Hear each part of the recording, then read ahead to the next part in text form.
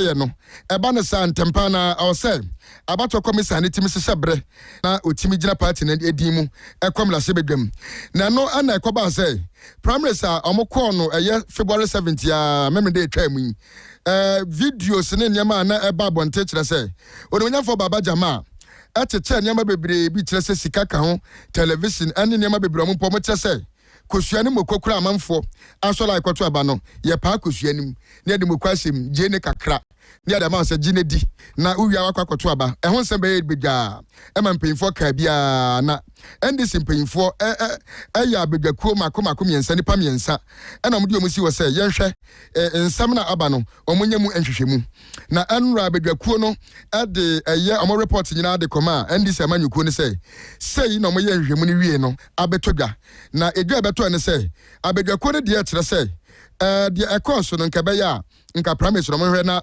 omomontungu no monsanso enko ne foforo na no ana twetwerefo pɛn de ma ndc amanyukuo no odemnyamfo fifi avikoti enra ogina simpie ni apaso de nsam tu dwa no kire msampa abedwakuo no de omonsam de abade na omde recommendations account se nka be ya nka promise ni nyina montungu no mo kire se ndc amanyukuo na mamra omde bo eye ekuo ne ho bra no enkire se bibi sasia o se etumi eba ne sa se boatu agukra na yakɔ ne foforo ena ebiem o kire se dia abato komisa na se no enne February 11th no was say ndc amanyukuo no edi nipa omde ne kwa kwagina say yento ne so aba ayawa so east abato mpeso ne so edeko enu nti ebre emmo ho kwan ema sansem a committee ne ka no omuntimi embo ntungu na ensemi se de payifo sika kumedi ne kwakuo num nti yenko ne nkwatie ensem a twetwerefo pay ne de ndc amanyukuo no onomanyamfo fifi avikoti editu dwane bi. Let me just say that the long and short of the report was this, that inappropriate conduct was exhibited by virtually almost all the candidates, even though you cannot establish, because the candidates were clear that what they did was in light of motivating of their delegates. We believe that that was inappropriate. So in the light of that, the committee's report was to the effect that ideally we should have an annulment of the primaries. However, the committee also acknowledged that there are real obstacles that make it difficult for us to do that. One, the party's constitution does not have a provision for an annulment of 2. We are time bound because we need to be presenting a candidate by tomorrow to the Electoral Commission. So given these difficulties, and also there are legal challenges that could be mounted by whoever won, and the party clearly will not be able to go through any of that process without presenting a candidate very quickly. So in the light of that, the party effectively has taken the recommendation, which is that given the and also the legal challenges, we have no option but to present Baba Jamal, who actually won according to the Electoral Commission declaration. And now what's a treacherous for paying at the man and this amanyukuo no. Odemnyamfo fifi avikweti na enra. One central for din komo efano. Abedwakuo no report on the brand this amanyukuo no efa. Ayawasu East and this primary somokoe no. And now what's be. Ugu suti ano panu nsiabrem kasebo no wo Angela Duakunu sia chiri po ba akoso kasebo etutu kayi ka teten kaba mo ka fonye ska ton kan for 22 aneke no ana no pay egusu ekenkan ede ema no na egusu ejira manyosem dia ne yekọ NPP amanyukuo ni mu ente bia na NPP amanyukuo no ekoto abadi opanyina obetu franka de ama amanyukuo no afimpinu ene aduonu nwotwe abato ni mu na eba ye no onimonyamfo anase kane mampanyina be de Dr. Mahmoud Bawumia na delegate no ema nensa so etoma ne se ampa ono nensa so mfa eye NPP party ne enkwabo sasase ne so na no ana eye kane from na abato mpeso ne so NPP titirani onimonyamfo akwasi ntia samoa ade nsama tudwa eno ada wabla no ne Kwame Adjei Bohyen etwetwe nkomo wa Angel in the morning so ana okyere mu say radio abatoto asere Dr. Alhaji Mahmoud Bawumia say yakoto abana wie delegate asanso de 2 minute kitano at the frank anama na se onje no mfa party ne emfanko na sade ye no afia se no sir Dr. Mahmoud Bawumia efre Dr. Matthew Poku Prempenapo eso no na mebo na chiri dom say running mate no ne nko enso 2024 no obi anim say anko yie eno masanso ababiem oso obatoto asere Dr. Mahmoud Bawumia say obesere na mema ne hwe benkum enhwe nifa Emma and Nisu Heavy Fast and Sansu Sini Trassi. Name of Ocatcher and say, said another Kufa the Quan and Prince Sasso. Now they or no, Dr. Mahmoud Baumia, a can home.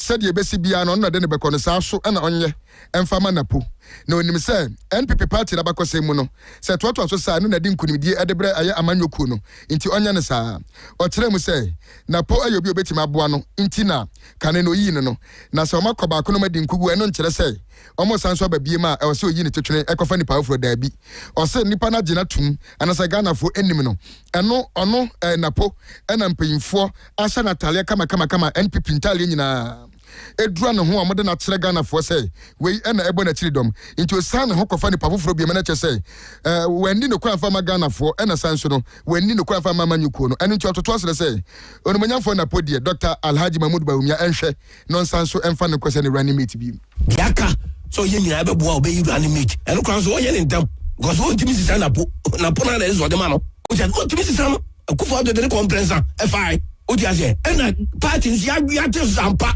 ya ton na du baby am fa nko ampa ya gran ko afa 57%. It is how na put the no yen in them. Are akufo do anwem presa wan fra nko presa. Be that's one. Hey, hani say ye mu bi ge be ka saba. That's one. How much the po? This kind. Hence sabta. Nyam na me yama no de. E so bi nim say sa na be dey. E be ye. Enu bi ho. Ene nkura we asatim tansiam. Anya oti ye akwasinti asamo no. Ena kane fomena abato person so NPP etitinani ena ote say otirechiri me no ose na do kura compressor we ni nyina ya de Dr. Alhaji Mahmoud Baumia etachiri kwa nti we no wakoba ko no ya yi no nche so de ho ntansa beba obi no yi na po afrim fa ne ko no mo gidi say omo de ne kwa nkunimdie ebeba de ama NPP amanyuku no aya Abrapa Johnson ya na ye butuo Angel Eduakunsi achiri po ba ko so be pa chawo anopai over Facebook ne so a Angel Kumase 96.1 saso na TikTok aya Angel Kumase na afa YouTube no aya Angel FM Kumase ne nyina oba nsema ya kenkan anopai obenya bi no watie Pure FM opatase fan nsema bi ato apete sanso na Grace TV eto nsema bi gu mframam edema momhwe kasamfoni anopai na yato aso de egusu agina amanyosemu na anrada me no ka say okonkra poponi mantema aya WYDE project in Ghana ekoso na ya workshop omoye na no aya European Union for na fa ho ka aya kane chiamehene de ma Ghana mlase bedwafo Professor Aaron Michael Kwei ekopiase bi na papa enya kwanya ejina simpeni apaso ekasai na ne kasa okasa na de afutuo koma mabu na Uganda nyina sei obatoto asere mabu no bebre na sisi adode amanyosem ekwaya Uganda ase no e kire se obi wo ha onimi se oba amanyokuo ma e wo se oba na obenya sika ditri de gu botom eno nti mabu no bebre na pre abaya amanyosem ne nyina ne se ombenya sika de gu botom na omososo enya enema abrabom ebebo mo makọ manim ti se sika na afei ahonyade na obenfu okunini Aaron Michael Kwei de nsem to de no che se entesa na so yababu no na se oba amanyose ma memfa nse otirimu sa fa se otirimu se adwuma ba bedidi asom Ghana man se broni beka se public service inti sa ba public service de no memfa nse otirimu se oba na oba prisika twitwi de agu botom na ne wabusu afode akọbọ wa no so da bi o se wo de se otirimu de na wagu akura na oto aso kire ne nsem de mfato de tuda kire se ya wagana say wabla na NDC amanyuko president John Dramani Mahama oba de edikan no maame bia ye boni din se onkoye deputy minister na deputy minister yi na nkomotwetwe mokaka se ono de onya 1 million Donald Trump US troppable dollars obeja amanyose se na de ohwe ne wiase oba ya no o se president rete ya pe wantena ho na oyi maame edi free ne di brod ama no Victoria Hama asem na mekan enu ntine se oyi babunu na oba amanyose mu na de se otirim nyina na se omesom maga na ntumpon enkwa nanim na mom odi se otirim se oba na oba prisika de agu botom dia ne yi free otirim kura na amanyose me no ade ayeye ede som man no na man no so enya osomfa so. There was a young lady who was some time ago in this country appointed a deputy minister by a president. In a few months, she was heard saying that she was getting ready to make a few millions of dollars. The president removed her, and appropriately so, because the purposive inclination was inherently wrong and unfortunate. What is your purpose for entering politics? If it's to make money, you'll be in the wrong business.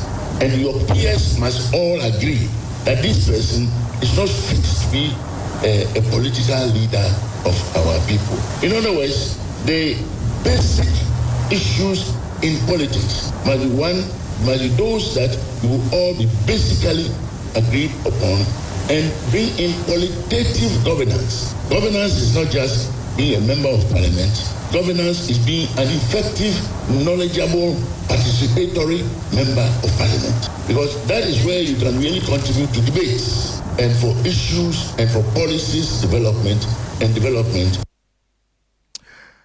Ani awoti ye obenfu okunini Aaron Mike Okwei kane ya chiamehne wo mrase bejo na tese ode sansemi tu dwa no etu mabunu fose mabunu se mo ba manyo sema ema mo mfa butim se mo be pesika na emum mo be ya dwumaden de abo magana mpuntu no atumi akọ anim Ugusu tie anopa no nsia brem kase bo no ewo Angela Duakunu sia akiri po ba koso oyirisi ampam sachi obu adabaye na de kenten konsu anopa yi ensam no yabo no doso pro agu yensam sa adwe ena mako ye be ne saa ade amawo na ososo bebia akobia no watibi na ye to ansam ne so de na yakopiem ewo boko ye nyine nim se boko nsensam ne de ba ye nyenne na amanfo afa ho ato nanane mo nsie do de eburo twenwi abamofo krampo bebre na ekeka ho na enra amrase bedwam pani behwe soafo ohwe afisam so interior minister onomanyamfo Mohammed Mubarak Muntaka ejina simpeni apaso ekasa amrase bedwam enra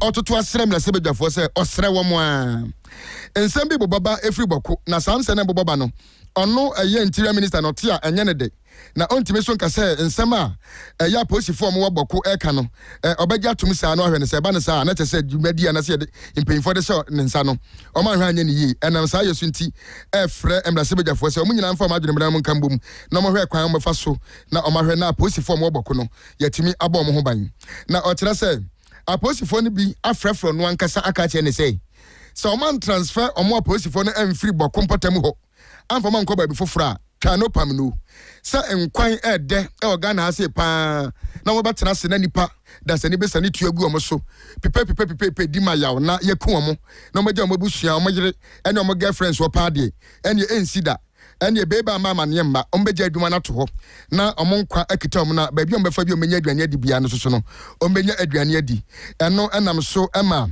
eye interior minister Mohammed Mubarak Muntaka den sama tudwa ekirem se ema se bedafo nyina amra no monka mutirim mo ho na nsaba ba betodwa omo hwe na omo nka mu nsem se de be ya aposifo omo boko no omo ntimi enja adwuma ne kura omo kire se o de posifo be kwa checkpoint e oba bia e de posifo giregyina oboko ene ne potam ho obahwe na nipa bonfo bi akosani tuagu omo so pepra ne yakum nipa ne bebre titiru ene aposifo no eno de esuro ene ehu abeto aposifo omo boko so ema mo so afre mpanyifo so mo hwe na omo nyom mfiri ho enya sa pa de a eye adwuma ne jaya na mo begyayi na so eye onumonyamfo Mohammed Mubarak Muntaka den sema tudwa kire se omo tutu asra se mpanyifo behwe na se empo se amokas bi ena mo de bekọ na se mo checkpoint ma ginagina eno de obi abano sani tuagu mu so enye yi se mo na mbehu omo mo ba na mo de si ani a na timi akoba ne sa na se omo gina wa hwe se posifo no en resign esan se amanfo ene omo edi asie di a emfa ni monyam se papa bi emfa mre oman no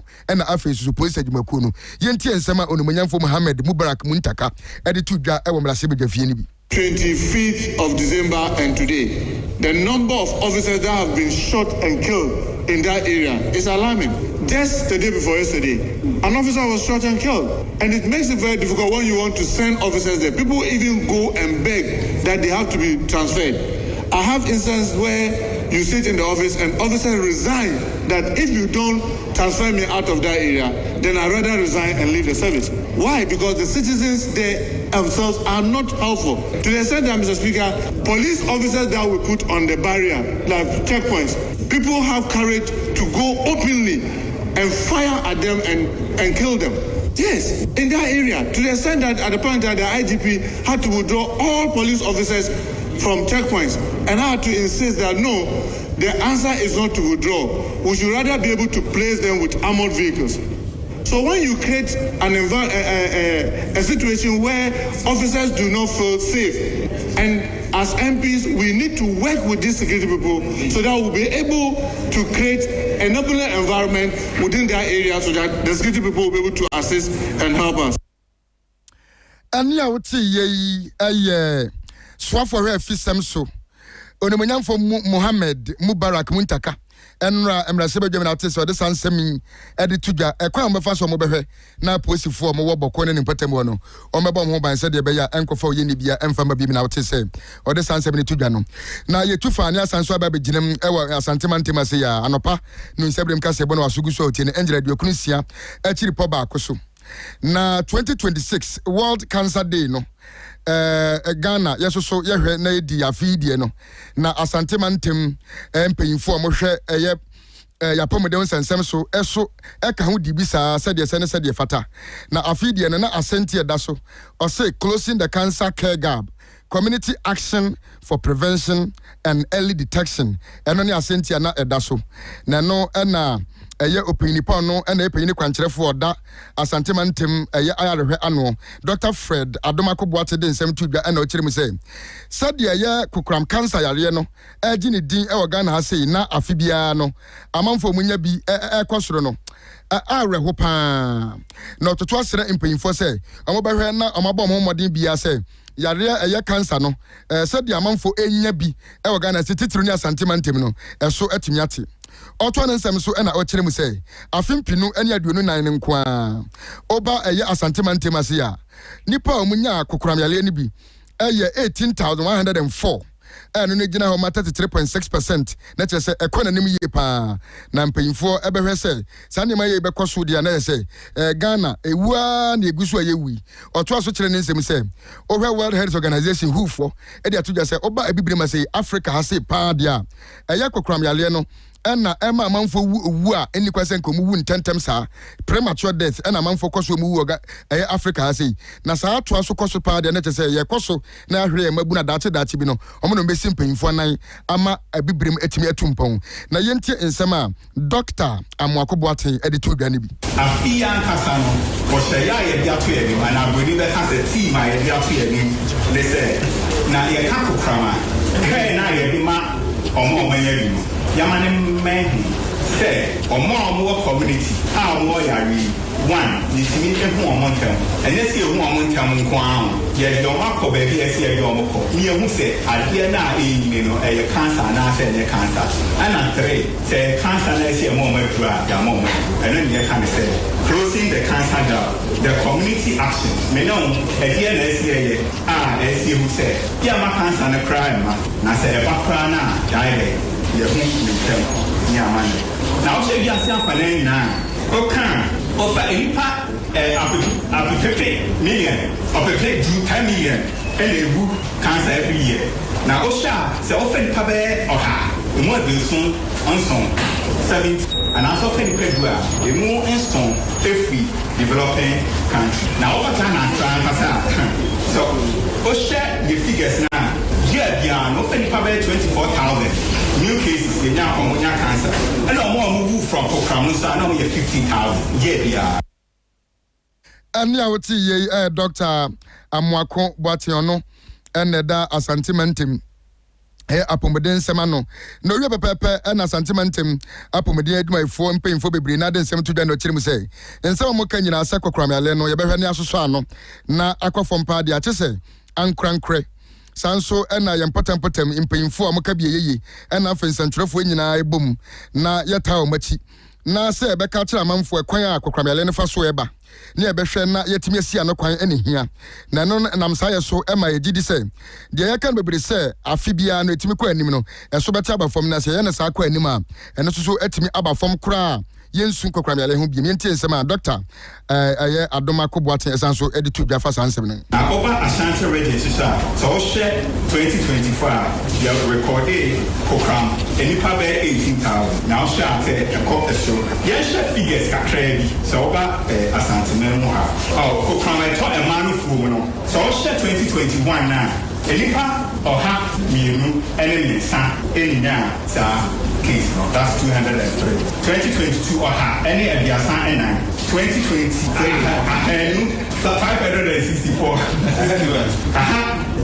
any edition and I offer 2025 any edition and so offer from a man out there so share 2022 2021 ọmọ munya bi ọha ẹni aduonu ẹnan ẹna aha 2022 ọha ẹni aduonu nsa ẹna aha 2023 ọha ẹni aduonkron ẹnwọkye ẹna aha 2025 ọha enum ẹni ahanum ẹni aduonu mmienu 22 ẹna aha 2025 sisa ọha nan ẹni nsia so ọ hyẹ mmarima no soso a yẹ top really bẹ kan sẹ yẹ positive bẹẹbi a wọ ya yẹ ẹnam a so 2021 ẹyẹ 1106 so far 2022 a ọpẹpẹ baako aduonu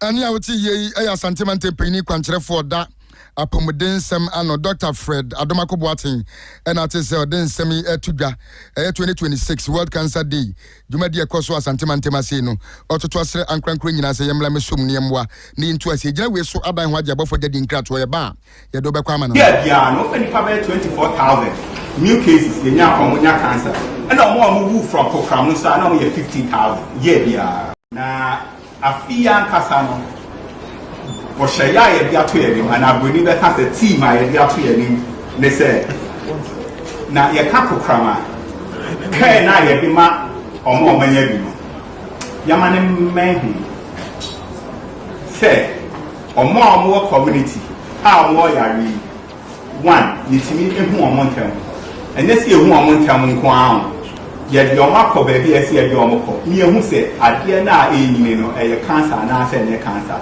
ana 3 say cancer na say more mature ya more and when you can say closing the cancer gap the community action me know e dia na say say who say ya ma cancer na cry ma na say e ba cry na die there ye hu me tell ni amana treatment now she bi ase afa na nyina o kan offer enipa apepepe million opepe do 10 million and a woo cancer every year. Now, Osha, say often Pabe or ha, more will soon on song 70, and as often Pedua, a more in song every developing country. Now, what can I try? So, Osha, the figures now. Yeah, beyond often Pabe 24,000 new cases in Yakomonia cancer. And no more move from program, so I know you 15,000. Yeah. Na Afia we Casebono, Ewa Canada Abrichimem. Na Menoka say, Oko a Western Canada, a year Tambler Ridge Secondary School, a tutu be Akoso, Ama said ya pussy for Edia Babetugano. What I say, a year Nipa, Bibrina, na Eprepra, and na emum ye so atwa nananam wansedo a akoye abrehosem na wo kire se bebia esi no posifo ko hu se nipa ne bi aprepra e school mu ho na afei afie bi a ben ho so no emum ye no egu ho a oma hu nipa ototo atuo ne nanso so ensa enyanka no na mo kire se impanyimfo bebo ho modin bia ahwe na nipa bonefo a odi sa nyambra semi no impanyimfo ahwe na wo msa kana na emra no enne di ekwan krofa so a eba ne tirim ema ne kototo sa atuo na nipa afama hwere mo nkwa no oba do aba bichirim na emra no so enne ne di enti arawosema asi ewo Canada eno no nipa mako bebro eye aduonu enum ena eprepra emususu mienu atwa nananam wonse do asisi amene okasayi owu ede omogura topre ewa sama de gina we so na anopa no nsia kase ebo ne de nyina ede aba na wieye aseda ne de ma atwuma Raban PLC ko na oni omo enkodi nkomo esanse osika sembe gina na so a na eye omo a oba santimantima se enkura bata no ya to apete be mfrinhia bebura aduana ne eba ye ya mamamfo gina omo na so musika semu pa se ubie service account current account na fesusu account be the amount na your loan product ne susu de ejina na so a ka sisi abi na wate ase na ye no edi dwuma kwa ni mfa ni nkomo 0501 387036 na nyomo edi nkomo angel aba product e odwa so new angel cream and soap udi semina ni dware na de cream ne srasra honam ni nsansa na yade bia betu afri honam ni na so honam atoso ama na mamamfo ahwe mienu angel fatwi keke esoso odwa so waposo sisi na ye ya udi twitwia ne se udi twitwia anopa ugina na so brim na okọ wadwuma angel aba mester no eboa na malaria yare no etu ase de amawo obi wo ho a obeyi twapuma ne kwa adwuma baba ntimi ndidi because of appetite me pata o ya boka eno nti kɔ na kɔ pɛ bi na so nom okɔ chemical herbal ne pharmacy shop ma ebuso sɛ upɛ bi atu ato na so pɛ ne makoma afrɛ mmai 0208164457 and 0244780828 0322091874 na one Angela product mpanyimfo so atwetwe enkomo abode Dominic samufo panyini sanso na eye mafo etena fidi nachi ede ye call eye Facebook ne so okenkan ya temi nka no pay me emoso hene asonaba kofiti as yesore so na eye sports ato aso anapa de sesese de call so enra ama manfo ansere bebre anopai no omode mu nkyere mu nyina ede ba Chelsea ne Man U ade omode aya manfo enu anadwo no insu atopa na wo mu se na eso di nipa enya asem ketu akura ma ukodo na afi na bedwa ko betena se anopai omo wi a angel in the morning eye nana Kwame Adjei Bohyen betena se na ode Ghana nsem anopai asi nyina ede atoa wo so yempensem mu de ekɔ no de ba wona ose ni ondi nkomo ekyerɛkyerɛ nsem anopai ɔma yɛkra do ɔmode ni nyina ba ya sɔre so yɛkra mu na sports na to so Oshaya ye dia pie and abuni be ka se team a ye dia pie ni ne se na ye ka kokrama kai na ye bi ma omo manya bi no yama ne mehu se omo community a omo yari one yitimi ehu omo ntem enye se ehu omo ntem nko an ye di omo akọ ba bi ese ye di omo kọ ni ehu se ade na enyine no eye cancer na se ne cancer ana 3 say cancer na say more madura ya more and then you can say closing the cancer gap the community action me know e dia na say who say ya ma cancer na cry ma na say e ba cry na die ye hu me tem ni ama treatment na o she bi ase afa na nyina o kan o fa enipa apepepe million apepepe do 10 million and they will cancer every year. Now, Osha, say often Pabe or her, more than soon on some 70, and as often the Pedua, a more in some every developing country. Now, what can I try? So, Osha, your figures now. Yeah, yeah, often Pabe 24,000 new cases in Yakomunya cancer. And no more move from program, so now we have 15,000. Yeah. Now, a Fian Casano or Shaya, they are to him, and I believe that has a team. I are to him. They say, now, Yakako Krama, can I have him or more many Yamanem Mahu say, or more community, how more yari one, you see me in one mountain. And this year, one mountain crown. Yet your mark baby, I see a yomoko. Near who said, I dear na in a cancer, and I said, cancer. And at 3 say, cancer, and I see a moment dry, your moment. And then you can say, closing the cancer gap, the community action. Me know, at the end, I see who said, yeah, my cancer and a crime. And I said, a back cry now, die. Your home may tell near money treatment. Now, you are now. Dinner. Okay. My team no. I'm a nonna Joe. Ominano. Echo. Emma. Biasuno. Etime Koso. San 7 yano. Yadeba Twitter. Emma Biasu. Etime Akosua. Yete Emma Te for Jesse. Yadi Aseda. Edi Ama Buffo Mo Asu Asene. Emma De Goodman Samno. Edema Te for the Mamu Ansana. Yadin Sabno. Edi Atuta Me Biasu. Etime Akoso. Mamina Bash.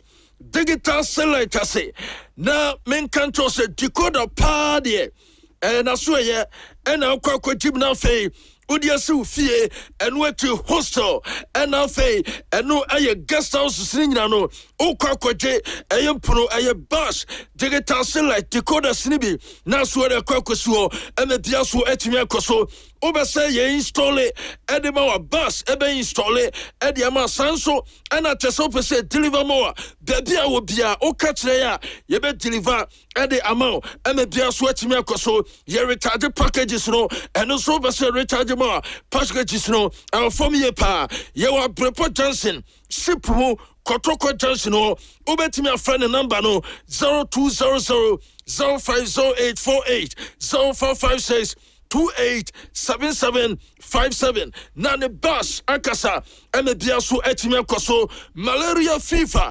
Enacho Emma Waya Boho O sorry unim dia uya Eye time about Misha and I may come for Ediamo menstrual pains oba I was so known Aya time about Mr. Nronibi, na no etime bow, and a biasu etime koso, what no more to own to minidia, aya time about Misha, and I may come for Adi Amo, your time HH Misha, and in the capsules where just so, O Johnson, Nasa Otiyao, our Johnson moi, aya time HH Misha, and in the capsules, immune system no, as supportino, or bow what think away today, onum time HH Misha, and in the capsules, a babo yepa, and a Bema, Wayambre, Ewon Pemlinano, Ebetume Tuasia, Edia Fro Baby, a Trabi Trobiano, Uroa, Ubetimi Enya Biato, Jenam Bena Fromo, Nano Moncasa, O Paduatua, Ometu Ediamo, 0244 417669, Nane Time, Herbal Center, Akasa Ojo, Asabati Home Appliances, Adibia, Udibesu Tem. Adebia, Udibesu fee, and no air just a brand new, and I feel home use one no, Ninya Benya Biato, television set, and I will pay brand bay, Obemo Biato, size Biopibia, Ojo Airton, Eddie Amon, Sansu and a washing machine, fridge Sauro, or iron kettle, Nina Ewana Suya. Ojo say open sofa, and so living room, and also open mattress, and a dia to Otema. Ojo say or Tombi Ediamo, open Dudu Tua, Obetu the amount, open Consorta, and a sobeton, Eddie Amount, our Cocos Pexaho, and a Ojo Ewo, the number no. I is 0548 504270 0260 61 7324 Nani Ojo Ventures Akasa and a Biaso Etimi Akoso. All right, Kenny Rose Internet at a chip and pay a warm up on the eba. Me say internet today. Say a Kahoma Juma a content temper into business. Oh yeah, corporate world no a bus of muhia internet. Is a Kumasi de Kenny Rose and a Dikai or me at the best about internet and a network connectivity. Say business unlimited. Home unlimited, dedicated internet, no. Kenny Rose and a young Juma, open so streaming program be our program to say YouTube, Facebook, Babiano, or bet my at the amount, cloud services, network management, network security, about the internet, Juma, na network connectivity, there. Kenny Rose Internet Solutions. Omo Kumasi Heya, Ashtown, EcoBank Nenchenho, Omo number 0208 282810 0208 282810. Now Kenny Rose Abuao, ya dance our WS Betting Ghana. WS Betting Ghana. A betting company omo odds no eya kese nko a hodie bet no odds atele nko omo boost no up to 150%. Early cash out home omo wa vieta e so cashback of 10%. Eya adwuma we your first timer now unko so da now we your first depositor omo bonus eya 600%. Our WS Betting every day omo free bet of 200 Ghana and a free spin of 300 e koso pa amount for trade 18 years and above. Only 18 years men co betting hokra WS Betting omu live games casino and so uhia filabia danjemi kanya obetima frɛ wɔn number ne yɛ 0599282228 0599282228 na WS Betting omu no atwenkomo Angel Rock Mixture no odwaso. Yes, Angel Rock Mixture. And no, any adra ebejo a free sisimu yaw emu so sisi hawa minia wiase kra nyawo de. Sanse sisi no adwuma eye no esompa. Sisi so de wonim se entini kakra wom, kasa kakra wom, enam kakra tua ho. Jack enye ize nti yawo ya pa dia wo problem. Na emom nyame ya wadom na wo nsaka Angel Rock Mixture no obewu sampa say wadro ene wadro adro pabene pa sisimu yaw ni nyina ebekọ Koko ahututuo sa wonsa ne onan 83 ya uhia Angel Rock Mixture wa poso yaw ye panimfo a mo okromu ha mo aposo yaw ni nyina Angel Rockminster and Yisa Yaunina and so dear free ho a boy yepa wonumbete na wadidi Bema Okom Pamusua Obo Sampa waya wo mema sempa and oba unumbia a kiwa tinkaba ama sampa say empam ayempamua empanimfo e de boy hobra ntia no Angel Rockminster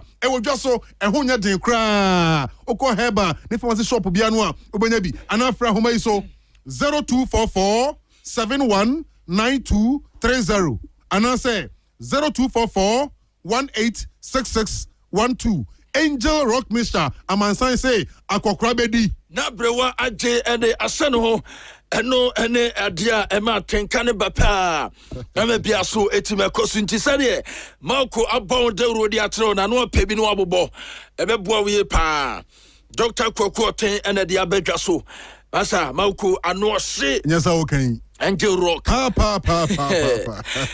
Okay. Yeah, kona yete amononsam no.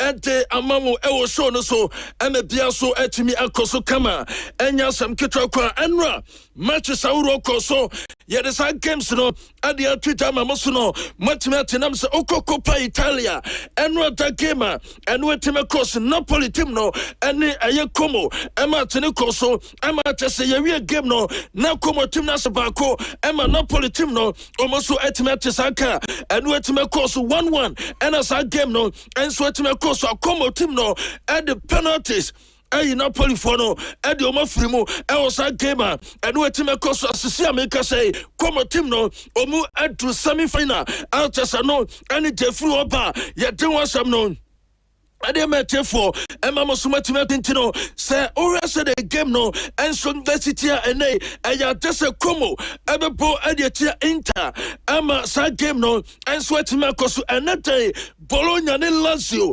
Emma Tinabacoso out as a side game no a coso on your bow I said the Jumediano and some Vesitia yet this our story no I met for Emma Mosumatimati Oko and no German in sono a deal of the poker and then what to make coso Hector Berlin and sono Emma de Cosono Omu Asa 1 Emma Yempono fiber team no almost what to make Saka and what to make coso and what to penalties and a Freiburg and the Hector Berlin and Yomo Frimo and was a Copa del Rey and as a Prano a DV poker and what to make coso I do some no and the matter for Yamea to man Bayern Apple Adiatia, Bobo Quantity, and in Leipzig. I'm a side game no, and so at me Twitter, and a dead as a game no, and some Twitter, and no I 745, and a San Martino, and so and Baswa, yet do want some no, and the matter for Enra, matches a coso, our England no, yet do want some no,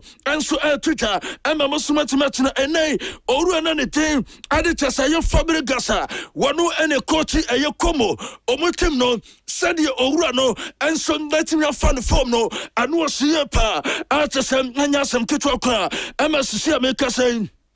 Como team no, what more Euram and some now just a semi-final and no more so cause the last time Como Bobo Kono and some that do semi-final no, not just a long one, just a tapa and a Como Bobo Kono and no 1985, 1986 and a Como team no and some the room our Coppa Italia and no aya semi-final yet this our game no one some no and some that in your Twitter and Mama Sumatina Enra and matches no and some that me kosono e what is England na a Premier League and then what me tocha Chelsea Bobo Con from 2 goals up Emma Leeds United aba tete kanamania 2-2 na orua na neti ansom vanita sa Joe Pedro and a tuatineli kind Edema Chelsea and what you call Palmer at the penalty and some that's a second goal Adi Matimno, Ansana Tese, Abrantan and the team, Adi Lucas in Meta, and Alfe Noah Okafo,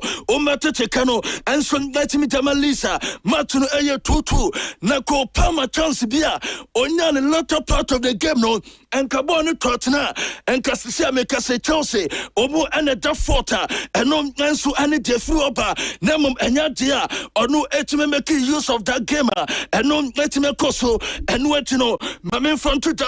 Everton Etrefie Emma Bem of Tim no Ekobam 2 goals Omu Etimate Canin Bako Tottenham Tim no and so Nelusu Gamer and Wetime Koso Edema Newcastle United and no Aya Malik Tiao on a Tottenham kind Edema Newcastle Tim no at a grey at a Canin Tottenham and Sana Jacob Ramsey or no answer second goal Edema Newcastle Tim na Omu Ebo 2 goals Emma Tottenham Tim no Etimate Canin Bako Matana and New and some Dasha, I am Manchester United, Omu Game no, and some Martina Kosua, no more ball Editor West Ham, and no our London Stadium, and as I came no, and some Latin Troja on him say, Sensa Ora, Nitim, and it is only gonna sauce, and some Jeffrey Manchester United, and yet the United team no, Uncle and non London Stadium, and some Dakwese West Ham, into Enranon.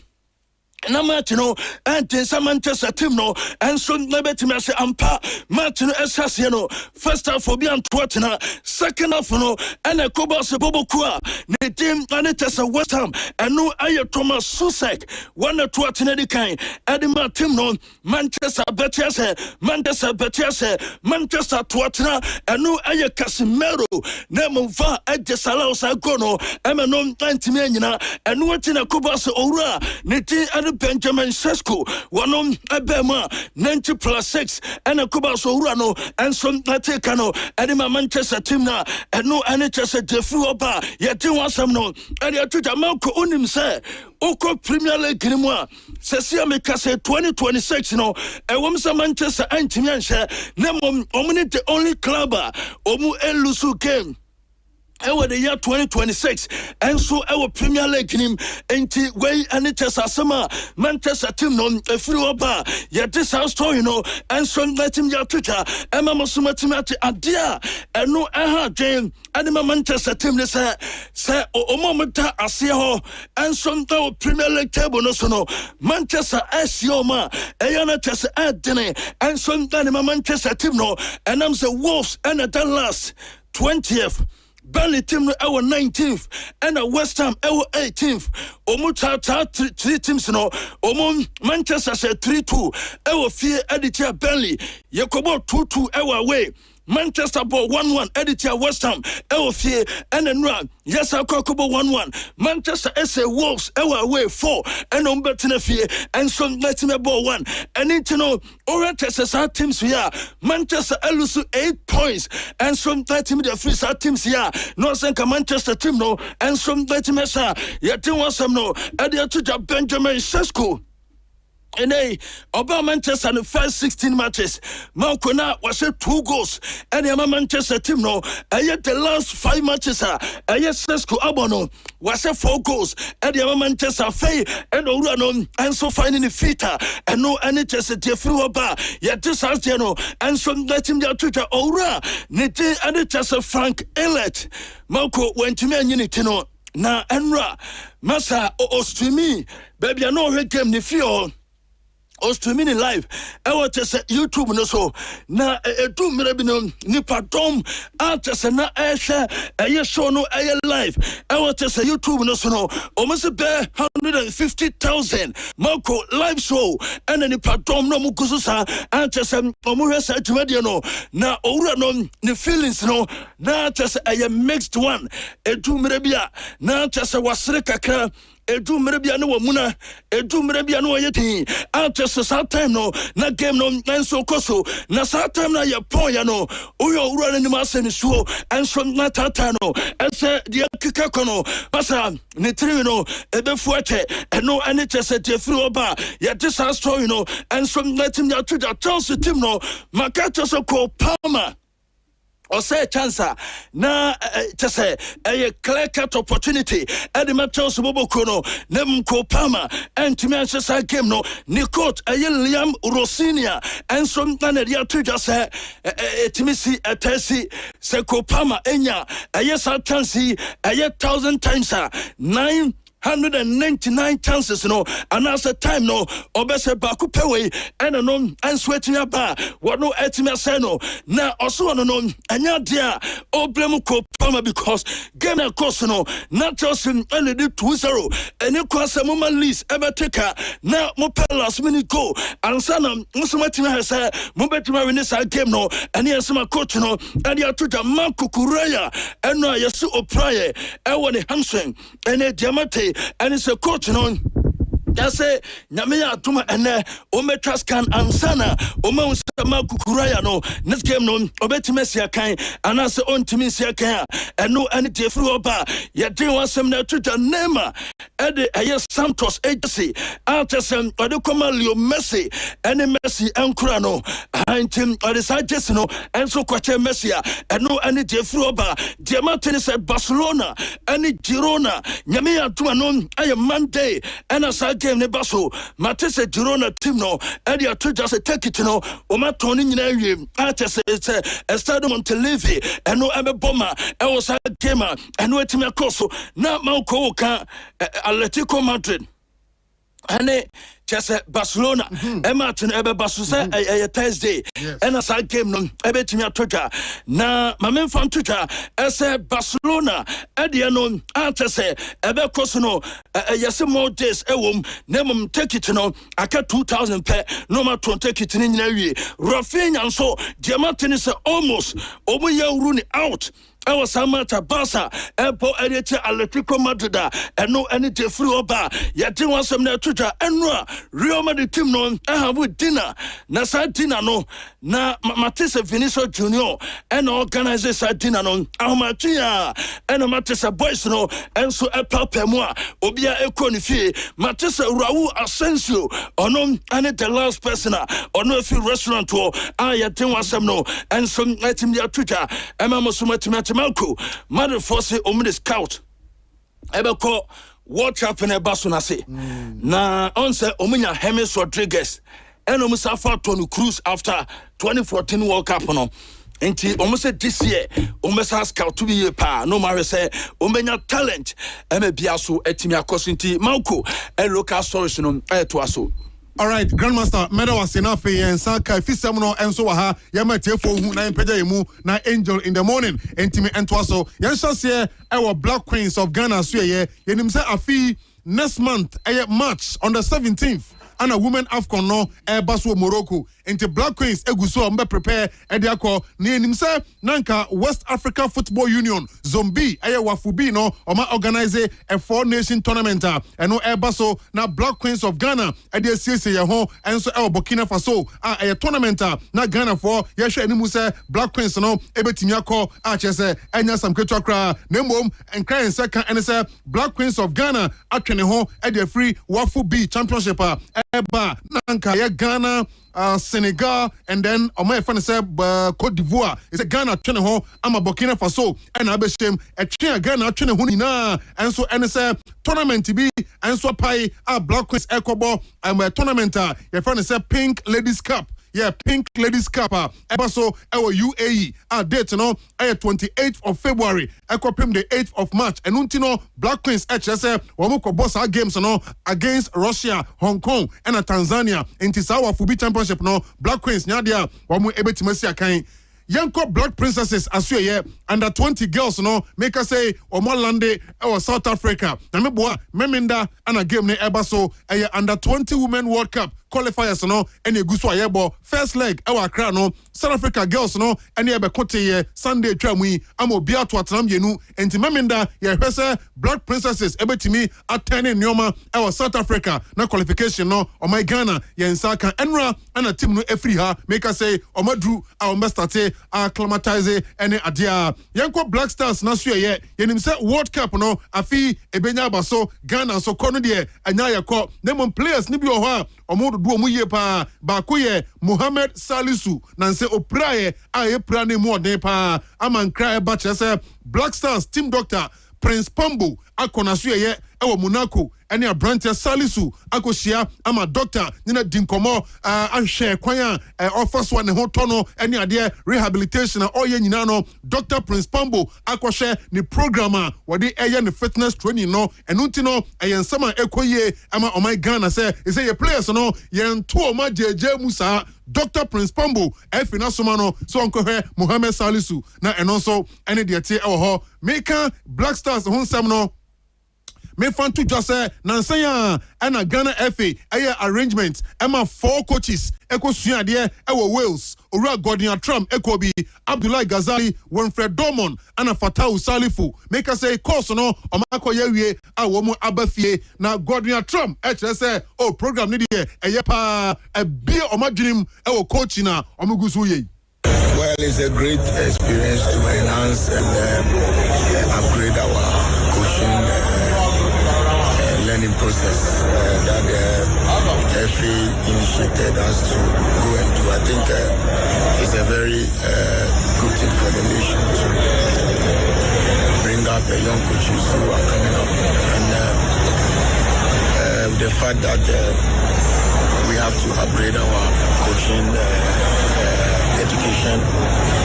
So far so good, it has been very successful, and then also the aid is coming on next week, which we are also part of. All right, you know, Winfred Dormon and the team, a Trump divisa and our tenant cano, Yanko MTN FA Cup no aswe it's a quarterfinals and you drew a cat team sune and watch parents no yenim said Dreams FC Ebeshia Heart of Lions a Trump divisa and the mediama and a babo Adriana Football Club Ebeshia Techima Liberty Youth na fe Nations FC and the Brekum Chelsea and the Aboso na chairman at my MTN FA Cup no aye Ora Wilson Arthur Honorable Wilson Arthur the work can say FA Cup no de matches na kano mbed de pa san say onimpefe clubs nibi at the FA Cup no at target Africa. Dreams have been to Africa and they did so well in their first attempt in Africa at the cup competition. They are still in the game and I'm sure they have African dreams. I know Diana has African dreams. I know Mediama has African dreams. And I'm sure the other nations also have African dreams. So at least I can count on 4 teams that have African dreams. And beyond them, even Atlantic Divisa have always been so close. I'm sure they also have African, but all the other teams, I'm sure, are dreaming of Africa. So that is how far these clubs will push. So I expect the quarterfinals to be the most competitive ever. Okay, Honorable Wilson Arthur, MTN FA Cup chairman, and Awaten and Kano. Away from that, Ghana Premier League, in himself weekendi matches na baso akesie wompa efiada mediama any Adriana game our takwano any game that from kra but kasepano our Baba Yara Stadium and Asante Kotoko any Hearts of Folk bom punimpua any game that from kra na beka nansanene and Asante Kotoko head coach Karim Zito resign ama Kotoko company for any team na say Ora Prince Owusu ensa intinra coach Prince Owusu edinkomo first of all or the Atelpa ama Kotoko supporters no said nansay resource in ye monfanche womu. Yes, I think we are here for them. We are here to play for them to entertain themselves. And what they were looking for, we were not able to give to them. And so when they react, they have the right to do that. But I'm so glad nothing worse came out of it. But we just apologize that will not happen again. So let's see the way forward that we can get it better for them every time we come out. All right, Coach Prince Owusu, Asante Kotoko, interim coach, and our Nkano was a house match and also there, or more prepare because match in your match here, and you can say they see no, it says I was a game way or more people supporters no, and you was say Nisio. Yeah, I think what I would say, we are ready. We're starting training today to face House of Folk. One thing I'll bring back to us on the last game we played, we didn't have our way. Things didn't go well for us. We have to make amendments. And we're ready to work very hard this week so that we can close up the gap to get a win from House of Folk. I would just apologize for signing on behalf of the technical team and the players themselves, and apologize to them that we promise them to give them a very good entertainment on Sunday when we play House of Folk. All right, here know your coach Prince Owusu Asante Kotoko. On they say Stia Nukutano Hamza Obey Boni Chidomwa and Yasam Ketokra. Now Kotoko former players tonkra or more tonkra pa say players munkumo ho Emma players Emma supporters rather goalkeeper Felix Annan Felix Annan at Dinkomo Ache Kotoko supporters and Afeninu players. Fabulous. With the Munyabemani Felix Annan. Him says for clash bus for Yambo Sunday over by era and with the Mumu na well wishes any advice can cry with the mammy and more to the players need the make they say super clash you don't need anybody to motivate you. It's the biggest game in the calendar always for us and take out the corner supporters in the way a match that fans are come out so painting the American chairman say you don't need anybody to motivate you. Goalie all Sunday with all the confidence because he himself you have the quality.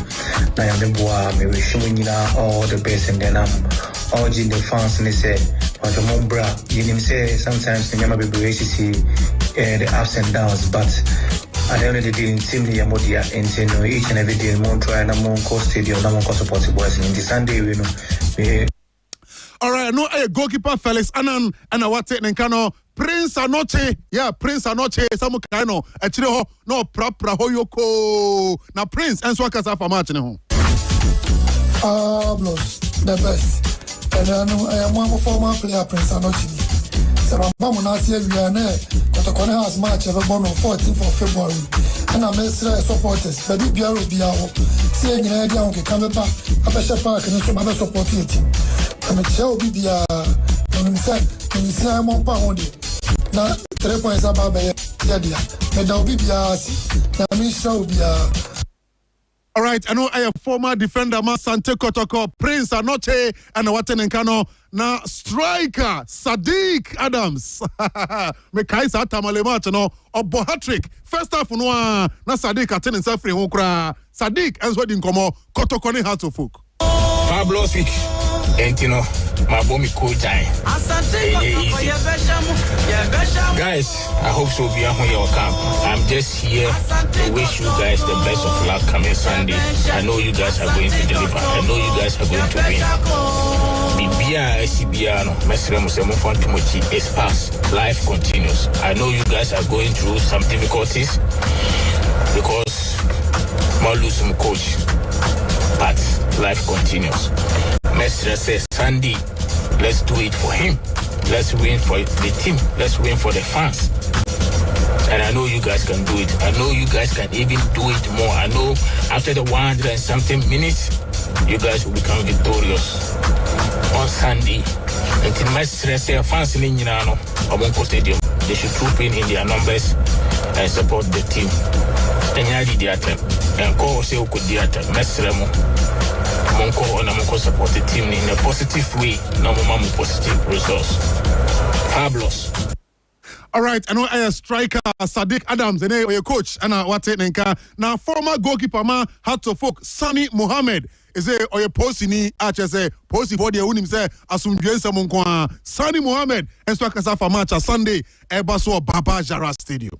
Sunday is House of Folk and Kumasi Asante Kotoko. And I would be very glad if supporters should go in and just help. The best thing should come out because I hope that we are violent. We are friends. We are together. So that is why somebody can leave Kotoko and go to House of Folk. Someone can leave House of Folk because that friendship must be there. The football referee is there, but friendship must be there.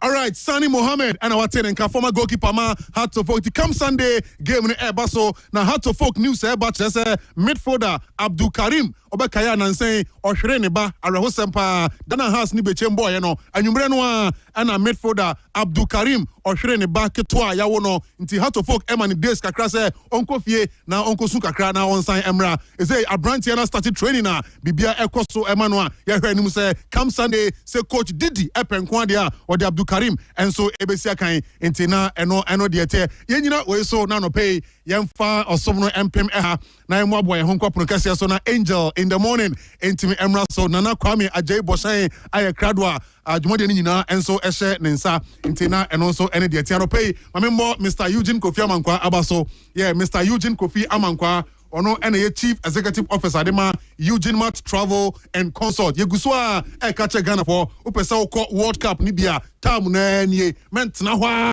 ema last minute wabo ho nko ade a ukọ Eugene Mart Travel and Consult a accredited source a ebetimi aboa na won krata papa waye na afi waje visa na watimi atukwan akọhwe World Cup ni bi otu hiase ni nyina ne se waboa won se de waboa ho nko ade a yes o makokra simple cry na New Zealand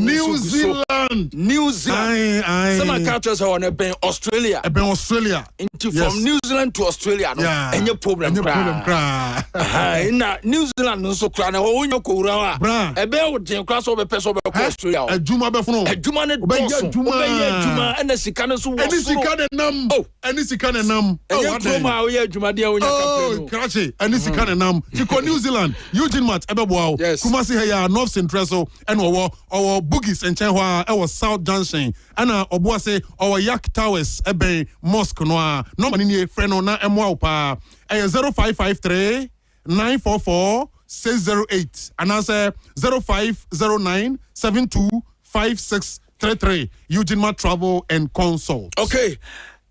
Yeah, Kwame ba no bet my menya birthday. Happy birthday call Ediama Ohima Precious. We every Obatan won to me sports. Obatan NSM fa birthday Emma Ohima Precious. Na oye nurse ni ewo kumawu ho na eye Ohima Precious ewo Obatan si yensere adom ani nhira emfa ema ona tie wo ye bia enkoso adwuma wo ye no nyame enhira so ema ona de odun sabe so bia no enkoye emfa ema nto Ohima Precious nyame hira no nya okese happy birthday eko ede amount eme bia so atimi akoso a enye ketu akra na bra Kwame we package no sisi enye are you ready me bisa. Oh, okay. And they are mini hujuma. And we are also doing hujuma. Okay. Say Thursday.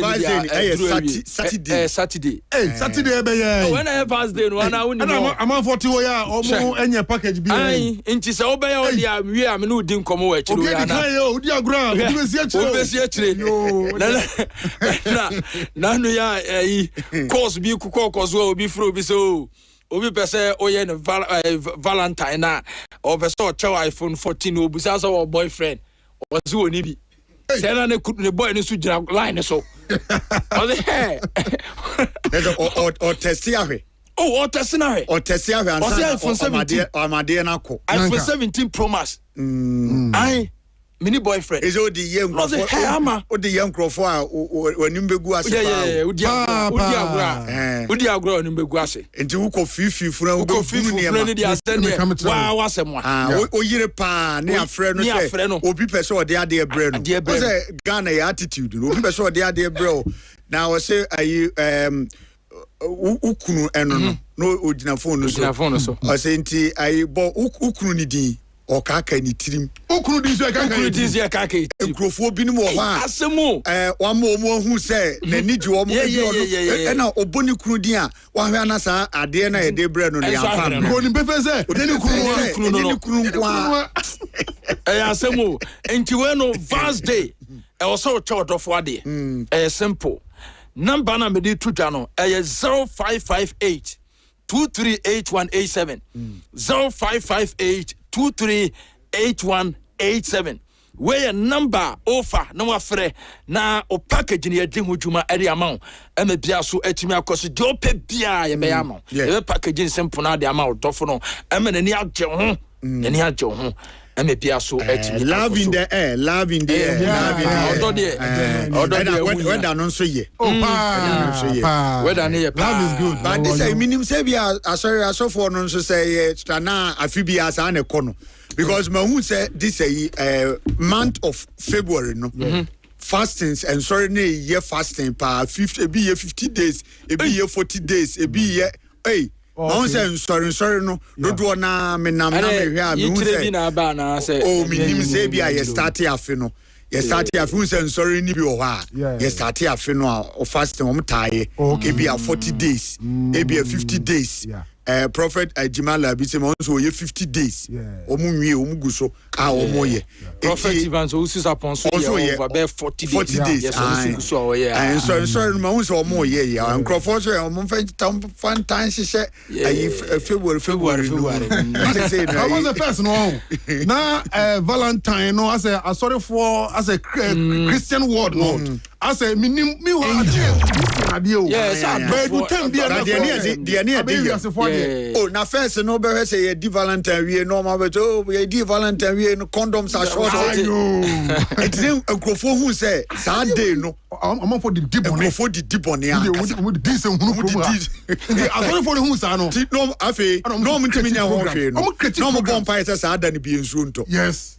And na boys no so o madwen say ensuo to awie bo mu tinam. Na dey so be have vast day so bia asensuo to. Asa. Oh.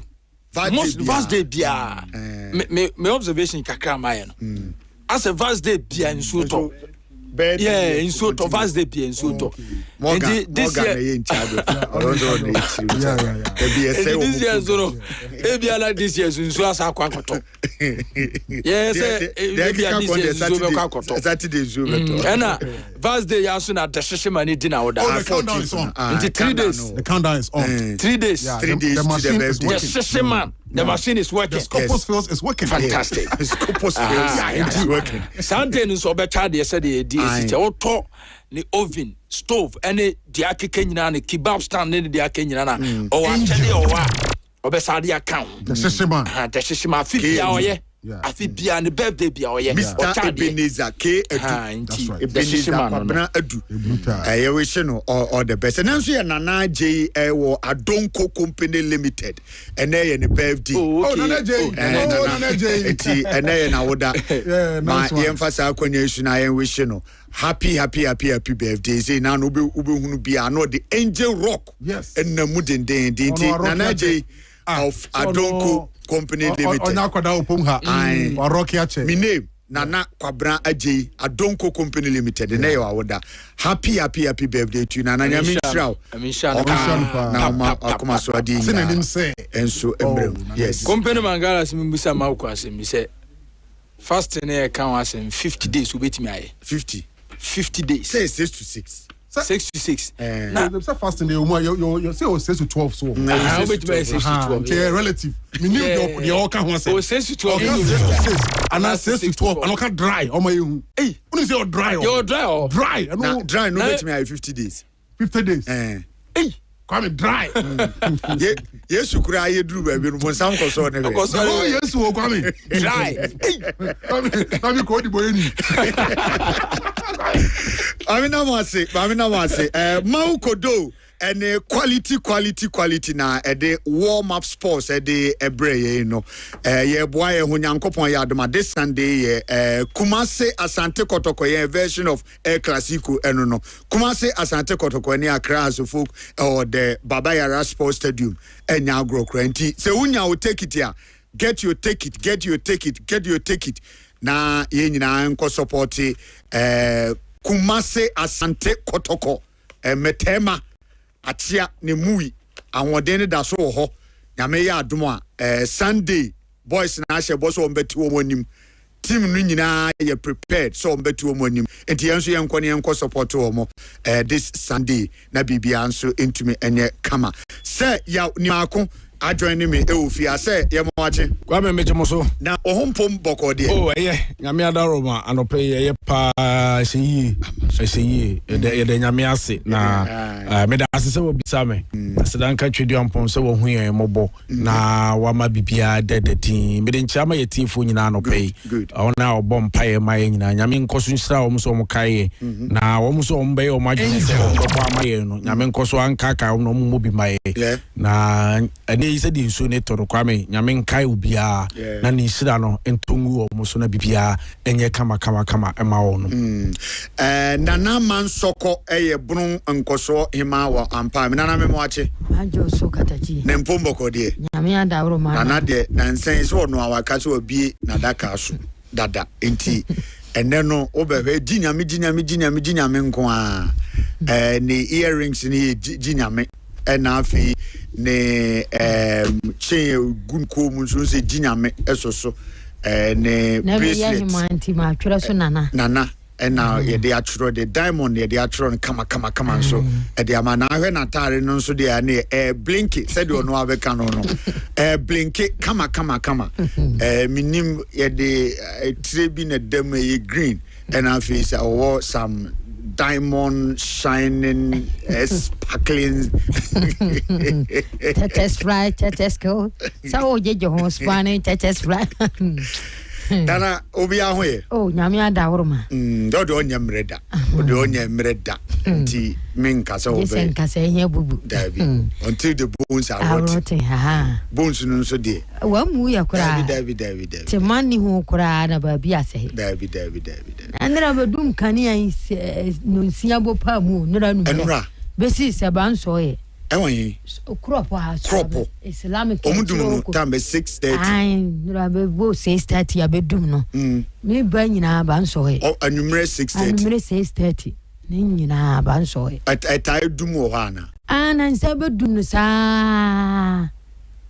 because I'm say for some days some days ni your experiences are there no ewo kumase sa ene me ahodo bi ene de akura bo 1 anajo 1 be so e da na be dum ni nyina anajo 1 be so e nra de me ba nyina ba nso kanea no because last week I am say Thursday no see ye ba adwuma ha say Abrepo Junction ha almost light or more than 5 times afi do we na ye kai kura na nyi enti minim what is happening saba kama yehu den ye technical challenge ban kama yehu den ekoso because Crawford do na depend ewo light no so dey de omo ye dey draw omo timetables ni ade it is a challenge bi na ba say the ECG TSA free gridco and I say a free ECG so free buidam so na mayehu ebi o ho emergency eno de yete ase se ba emergency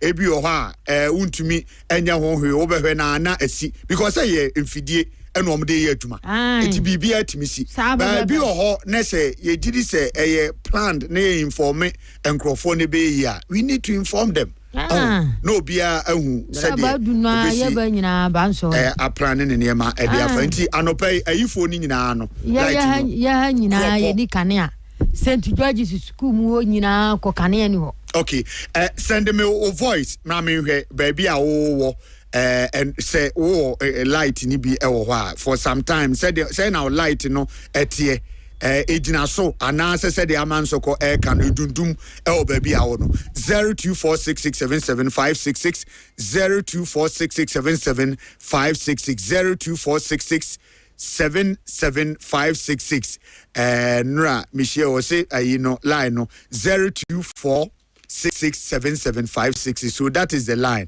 ubet me de wo voice na faso de amaye na mayehu say na wo electricity situation wo mpatemu ho no sen na esitie me hwese mewura ECG ho na nka ya bonkomo kakra de afri ho but before se mewura ECG ho no ma menyi birthday we say enfremfri ho happy birthday to Caroline Adomako Nyama and you are a student of Emmanuel Presby Model School Mampong.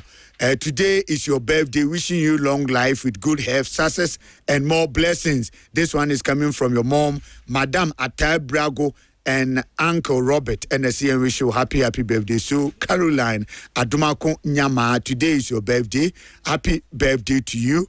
Happy birthday to Harry Adu Ochre, the headmaster of Esikasu Methodist Primary of Obuasi. May the good Lord be your portion. You will never lack anything on this earth. This one is coming from staff of Asikasu Methodist Primary, wishing you happy birthday, Mr. Harry Edu Ochre, headmaster of Asikasu Methodist. And awoda inti yama awoda pa. Happy birthday to you.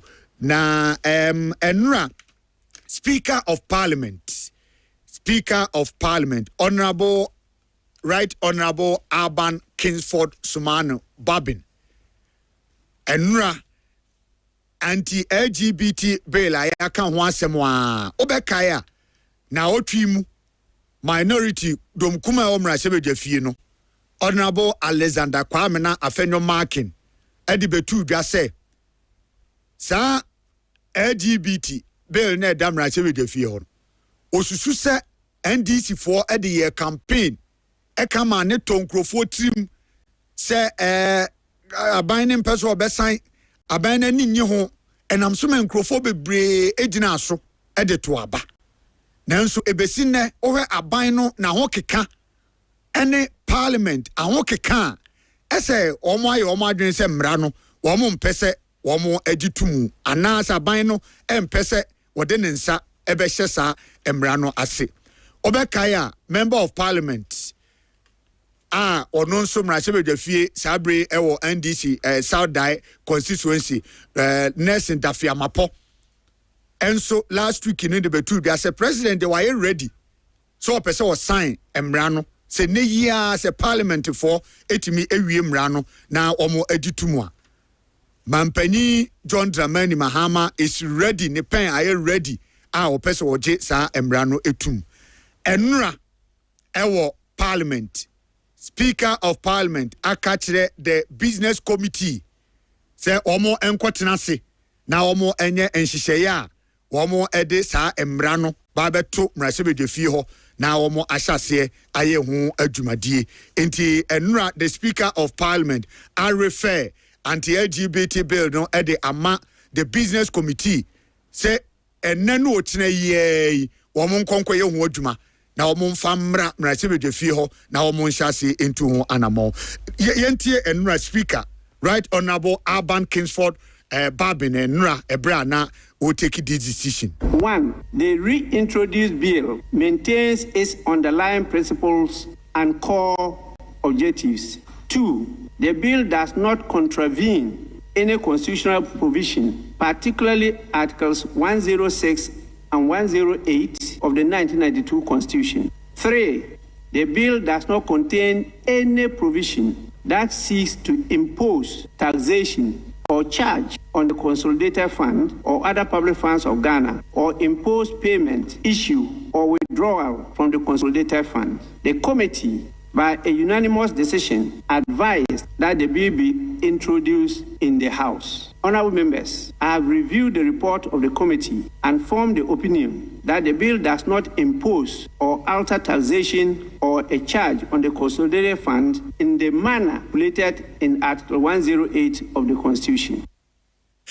All right, so we the Speaker of Parliament, Right Honorable Alban Kingsford Sumani Babin, and our Parliament in what this answer we see to gentle or refer the ama the business committee say omo enkonkore kwan befa so a Human Sexual Rights and Family Values Bill 2025 no won be say ho adwuma na ye de aba parliament o na parliament etu ho anama unim say ade ba ko a na ewomu a ema ekopie e wo court ne say obi pese wo sponsor private member bill aban wo ho kwan so ye mmra e wo man mu aban ko na first no ye mmra se bibia jese ekoka kira ban na ban atintim no de ko parliament ni ade atum but mrasebedwafo no amend constitution no yes there was mrasebedwafo no so wotumi se omo nso se tro mra bi na so odiri se mra bi wo a wo se ye ya nya ban ko ana wo so de bo se mrasebedwafo no enso etimi eye enti ye wo bill ni bi wo ho a ankra members of parliament no we ye kan ho asem ye members of parliament no bi ene kan wo mo ho bo mu na bo Sam George mo ene decide ye say wo say ye gisa emre etum start 2024 mo baby 2023 kro mo ye ho adwuma e de akoye ho amendment ne ade last parliament na was enkejutum ontimi anyantum na expire ade ba kwa ne wo mu ne say oye private member bill na any one kwan say e put cost on the nation say bi ademra bi ba sa amra no just say you put cost you tua sika bi mo obi was say ye hwe obi was say drum re bi a nipa ne de ne ko to prison ne ade ama ye do man sika ne ade ne behwe no de put cost e wo man no so de ada bi ye nye sa amra no ntum just aban no e consider sa amra no na ohwema ye gi etumu enti utie speaker was so ma hwehwem wo mo hunu say Human Sexual Rights and Family Values Bill no in emputu cost to bia ewo oman no so enti ena wahwe say business committee no entu ho anamo na omo enhwe na yemfemra na yehu ekwan befa so ebedi atumu but business committee no members no hwan members of the business committee Honorable Mahama Ayarga or ena chairman or a member of parliament or Boko Central Sanso ena Honorable George Kwaku Rickett Hagan. Honorable George Kwaku Rickett Hagan. And so a vice chairperson or a member of parliament or Cape Coast South. Honorable Alexander Kwame Adjei Bohyen a ranking member or the business committee, no so a member of parliament or a futu. Honorable Ano Dompre Frank, a deputy ranking member, our committee, no so a member of parliament or in Sawom Aduajri. Sanso ena yewo Honorable Richard Echampon or a member of parliament for Bia East. Honorable Hamza Adam, a member on the committee, Kumbungu. Honorable Kofi Bente Afo, a member, Sehi Yoso, member of parliament. Honorable Fred Kwesi Agbenyo, member of parliament for Guan constituency. Honorable Thomas Anaba, a member, Garu constituency. Honorable Benjamin Nate Ayuku, and so ewo Lojokuku.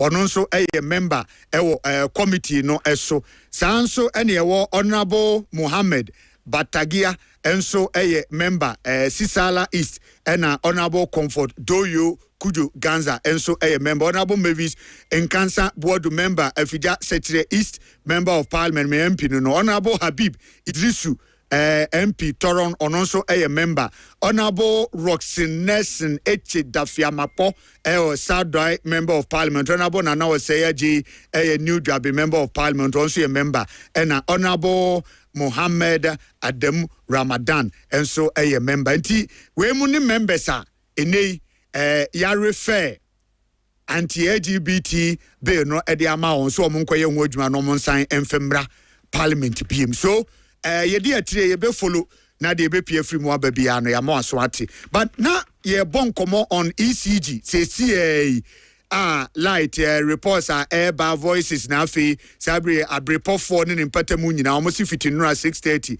omo any light ma menko na me Mr Benjamin Obi entry ono ena eye PR kasama for the ma ECG ewo Asante West yene no emo enkomo ewo hase nche ena udi na oda Mr Benjamin Choti yanka yamwachi o jeletse nyame adom boko yidiri so nso ho ye nyame adom pacho mesumo ho ye yeda nyame ase papa yeda ase nso se da bi ebefru ubia no ogie nso for some time on a walk Kumasi ni mpatamu experience kanea dundum ama ene anopa yikra me no kase miame awodo binum ewo hɔ a wo mo boy amane se wo mu nin kanea fiti enra anajo. What is happening then ekoso?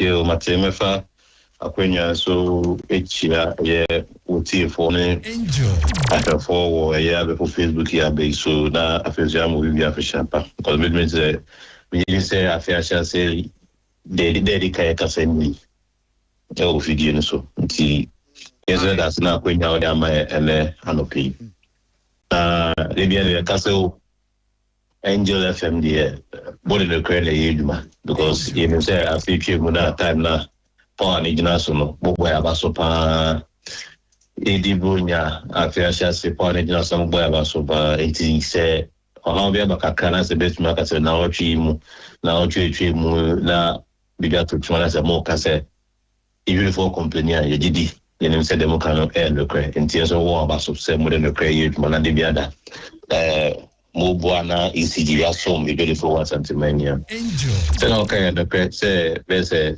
na o twi mu I say complaints say ya do so pa na ne etie ne se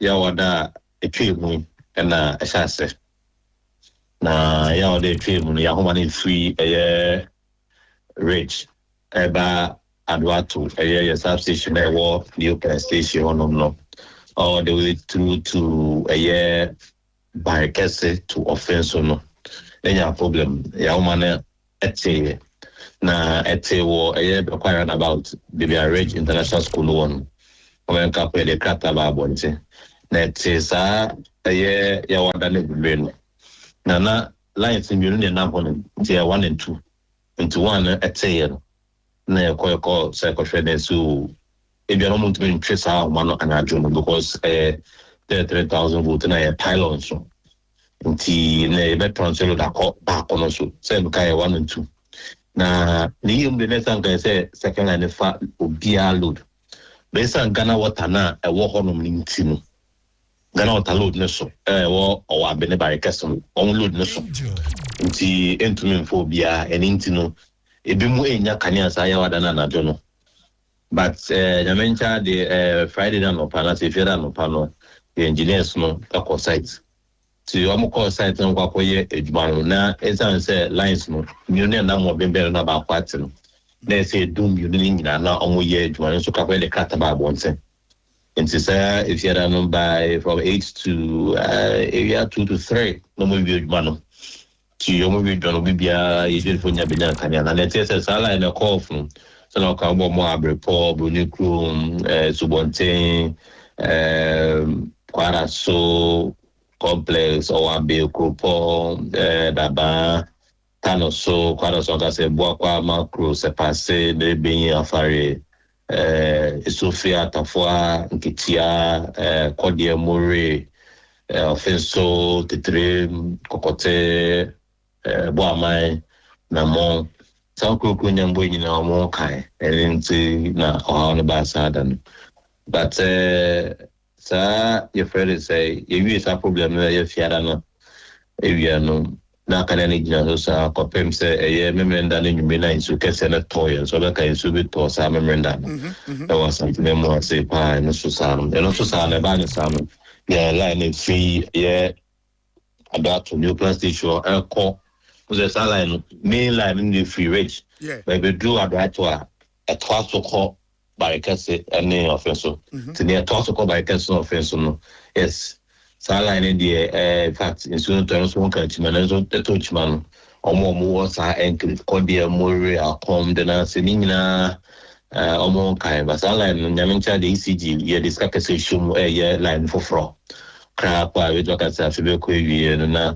ye sa project it so no to we so e network le pa ma bi mo kwa ko mo ko bi ko chi be kwa me ampa me tetere bofedu kranza edumasa e ho man mitete wo e pose bi kwa bu kwa na po no ebu yunu kwa le kona tia crap wa kam say in sooner to nti in fact I no me nyumi to stop pa me bi mo ba ko se na no pa na ohun the true picture of the way it's supposed to be our market na den ti fi ko se na ko pem dwada no pan ni tumi so we o hana ba ri nyina nta so to no hana de ba ri nyina tumi esi sa ha de nya me beautiful nyina nya kania na ibi biaro na eja one day na dwada no obia de kania de dwuma obia de kania de dwuma na be hwe na be se we be se 3 to 3:30 na major problem ni sia you for the na enya kania tisia no ye share system na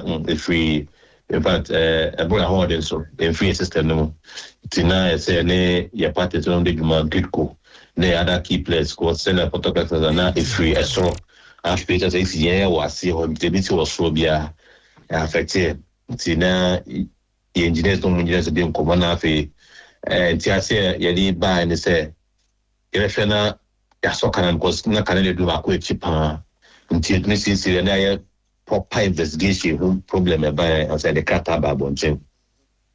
And into there's about 5:36 now it must as a restore power, but still a great net. In fact, it means you feel say most use say among me say air conditions is so transmitters is so fans BBS is so but mobile no parliament so ngina to go most of light first as I'm also we matter no PC on my way kaka but most say them load ngina be do pick nti say can do to see a crowd but ngina be off but they be put to the balance say can I call wow if you no ko ndum o gadget ngina na we light and a bulb this so say ba light ne ba obey there ubun so light na ba now if when you about to pick load no 111 it's says power do na ba the be for the inrush current we never in general san when you about to na abesen akọ the various areas so nothing about within 2-3 minutes what I say pick your load no gradually for safety reasons and the so grade stabilizing that somewhere stop on then you say so if you try the maybe the phone you so apply the same man but and different internet says so pick load no back until boom no because some so but then about 6 o'clock but then by 7 o'clock but then by 8 o'clock then by now because they pick load by 11:30 p.m. the na sa Monday you the rather now fitness here na in fact I stop more obia until by Andra Benada no pandana obia nyakania asantimam ase na na ye pese ye din chichiwa ba be peme ye adwade enya se ye ka ase ye defend this and there be when chum ne de buy the sense any dwade for no contract nti no more contract or how be CSA people want to be chum na fe so they are chop packet see I feel peace confident and my beautiful they said now cheba ko how muku enye boapa na se by how binesi but no pay crap on send on agency net to bit my run through out this system no oko bi say ampa me paoma paoma francho konkori kenchire wa atuma paoma wasa na make and also how our network no say me kasa ye kokobintim one and am so eko omo ba night shift no omo ndam so moko na fe so sa kokobia on so kombo fu edu nkuraza edumasa kochi Sunday akofo so how do was a line e ko nti omo ba morning no pay ma fa sa 40 omo so omo nam so omo elko nti o hwe ne we sister no ma say na etie okay na che omo ewo ampa me ne ade ni nyina se de wo ka no omo off. Yes, I'm trying. And the team no nam kwan so a won consider be on be fix it. I'm trying. And so we can say two different faults of Kokobi. Omo ba night shifts no. I can no pay some cost in the be omo come for one line. And omo ba and no pay some come shift ma say 2 o'clock omo ba. Ada into omo so ma fa. Second line so omo ko. Then also say so ko so ko share baby to say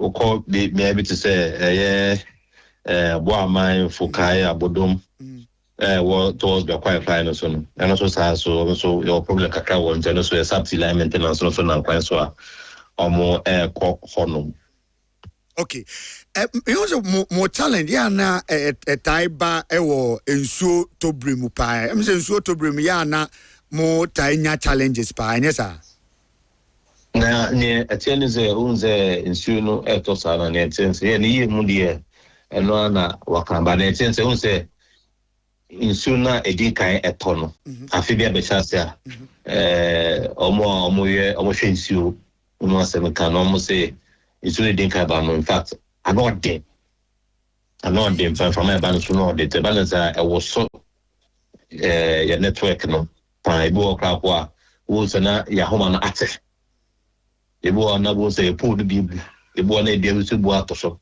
ibo okra kwa be bo okra to me akotoso ibo ka obi roofing sheet kapo etumi tukose ya line mu na dey because even say I feel too much dey po si wo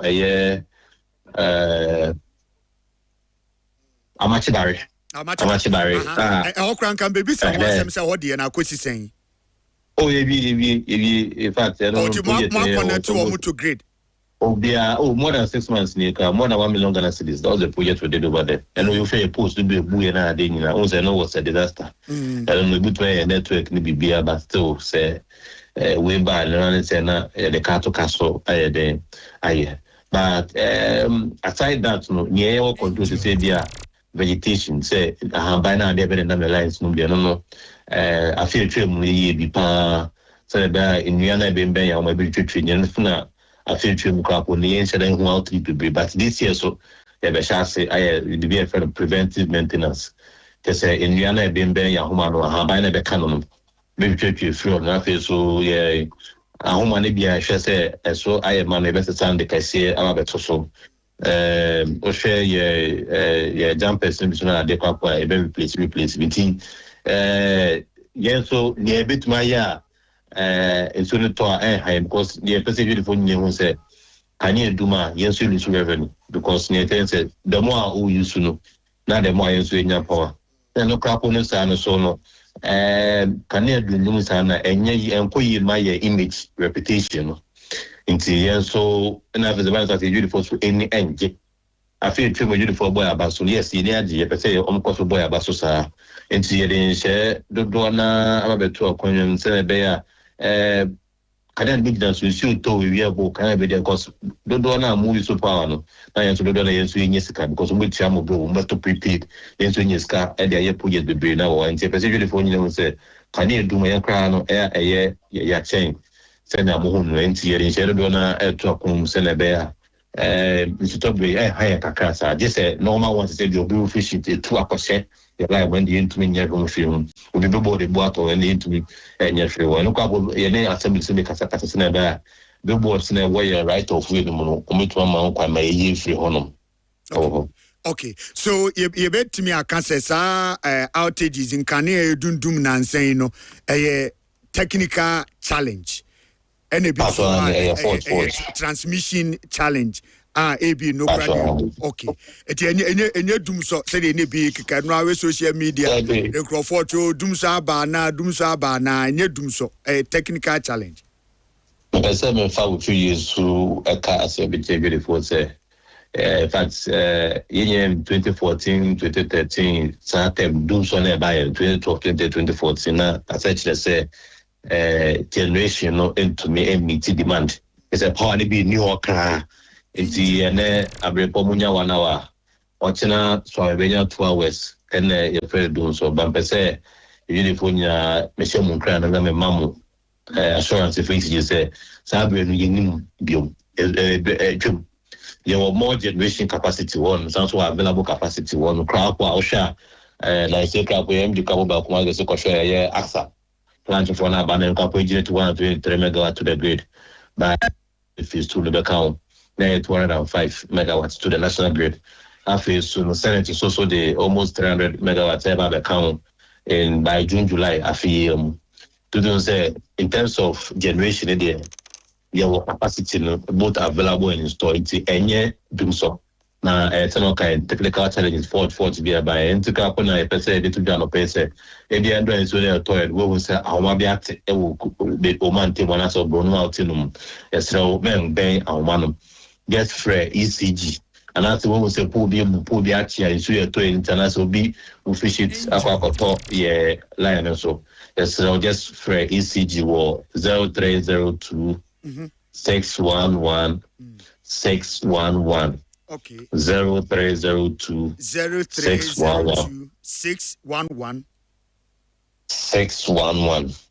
In fact, with my I could have Facebook ne social media ultimo course at ECG official Facebook page, TikTok, we to my course, we be home ECG plan one complain also crap or benyamwa also. It's as a be under and is only to be a face of localized fault to be abdom or be a one and the offer ya beba I have a fair amount because high tension penny you won't have a updates no.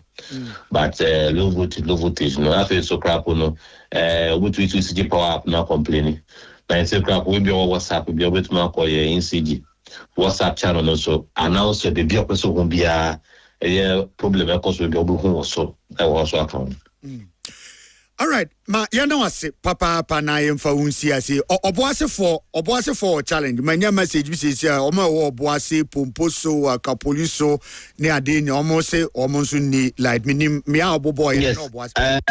Say obi frame me anopi. Na me catch you say onye voice record the moment you know me no ka say me show WhatsApp e bia na the crew areas nya mam na me dey ama ye engineers no na omaka ko di ho me na no but e ko be say me dey ba kutudwa esan say inside ka crab e gbon e di no me nim say o the mama for meter readers no omo mba mu fi be kan meters no aye yes first no mba me kan meter no me the bill I show me take no mo ko de ka ko want me en ka french no mo ko to say inside a club bedroom say you 4 meter readers be omo franchise officers okay e drum bring say bosume so a mo be ken ka meter say no mo yeda na no ma bill ma fe dey ka on say o de car obo nkwan so mutumi disconnect to mo chop power say o de car that's one two o de car mutumi ka to say kotua bill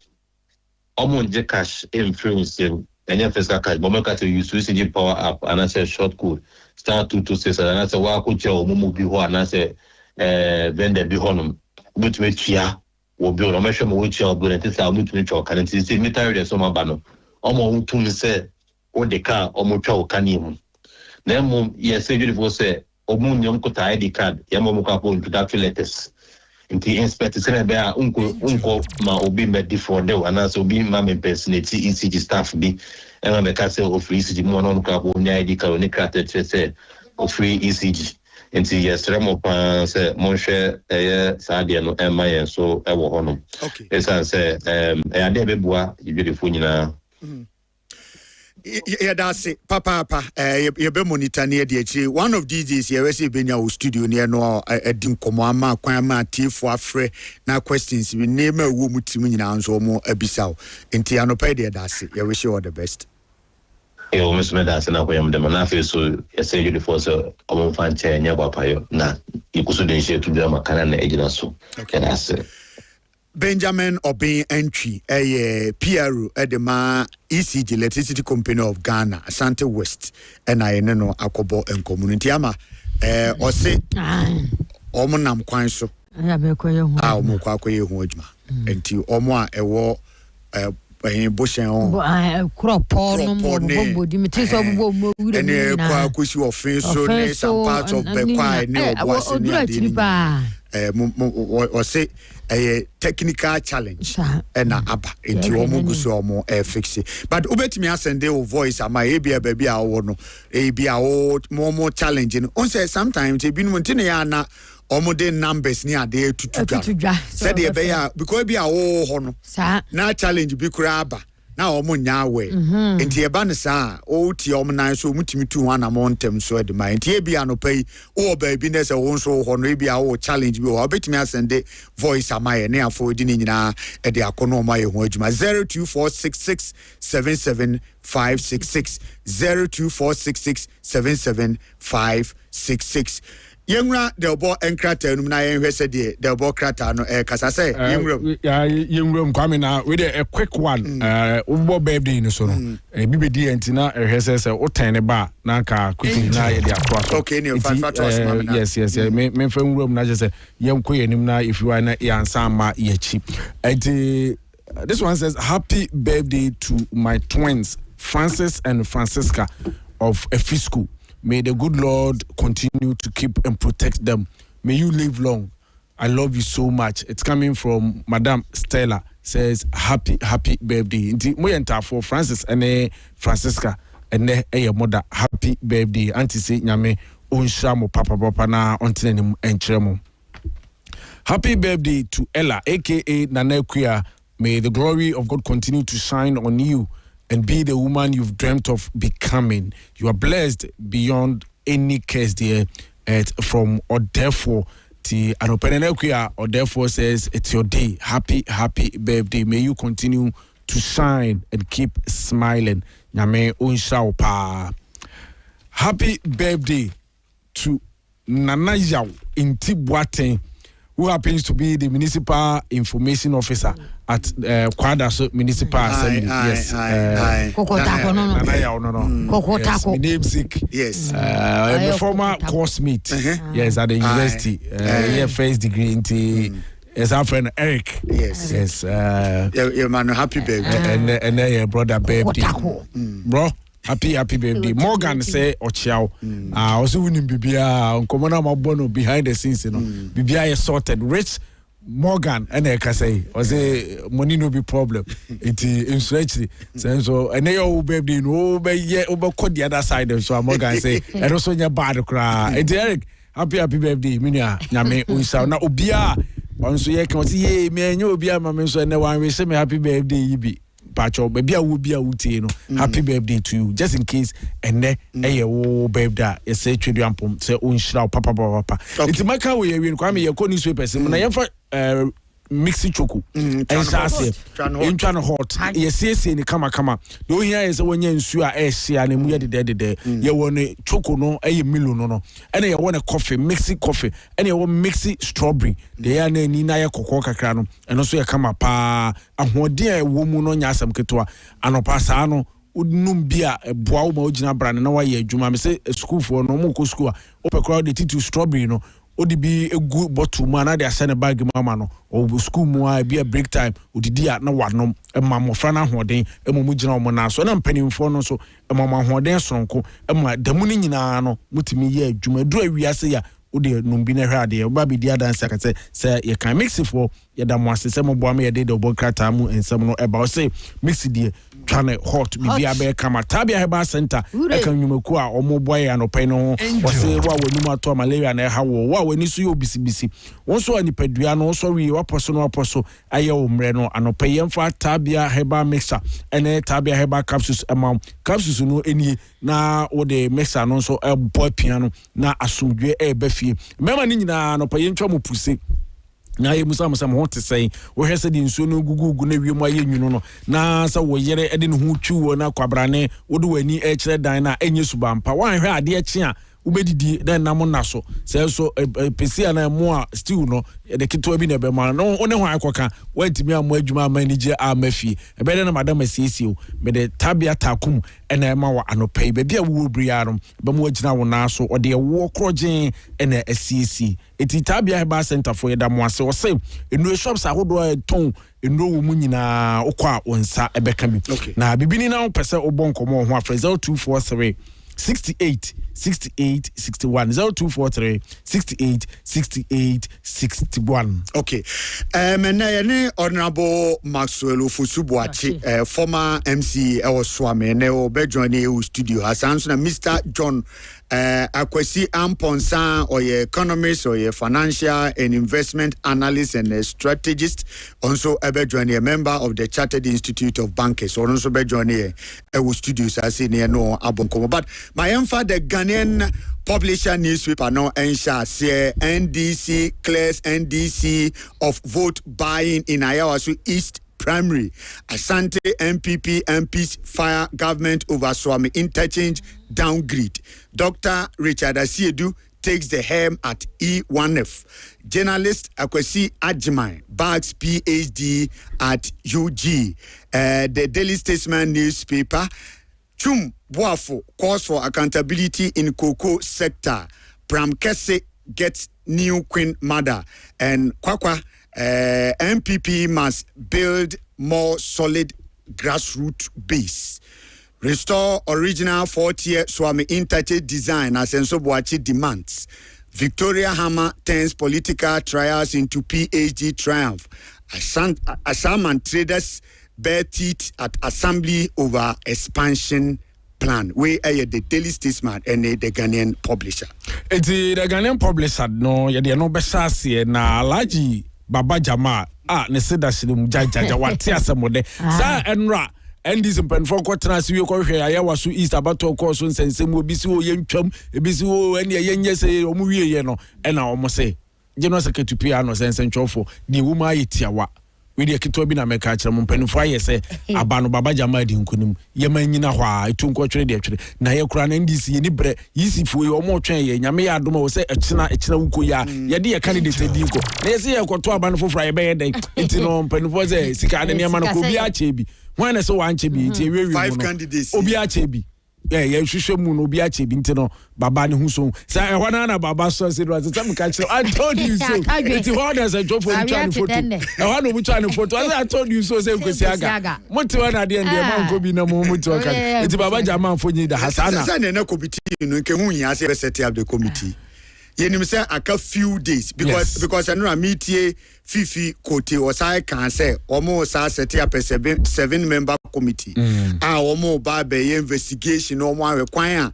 ombe fa so de see ye no yeah on ka say ye o condemn say de see ye no 5 ni nyina obia tuatua bi say de bia o kan ye ne de so kosua ne mako kosua ne mako ye ne de so I said the I says 25 in Robia but there ba kone say almost few days I was almost file easy once I ban a third match and was a cotton MPP for I there that because the nominate and right can once and was it ain't say almost try and fail almost have a call primaries for Frobium and I say then the best select a candidate into Yamane and yeah Kwame. The first question obusa is any not just like a committee no set up no here.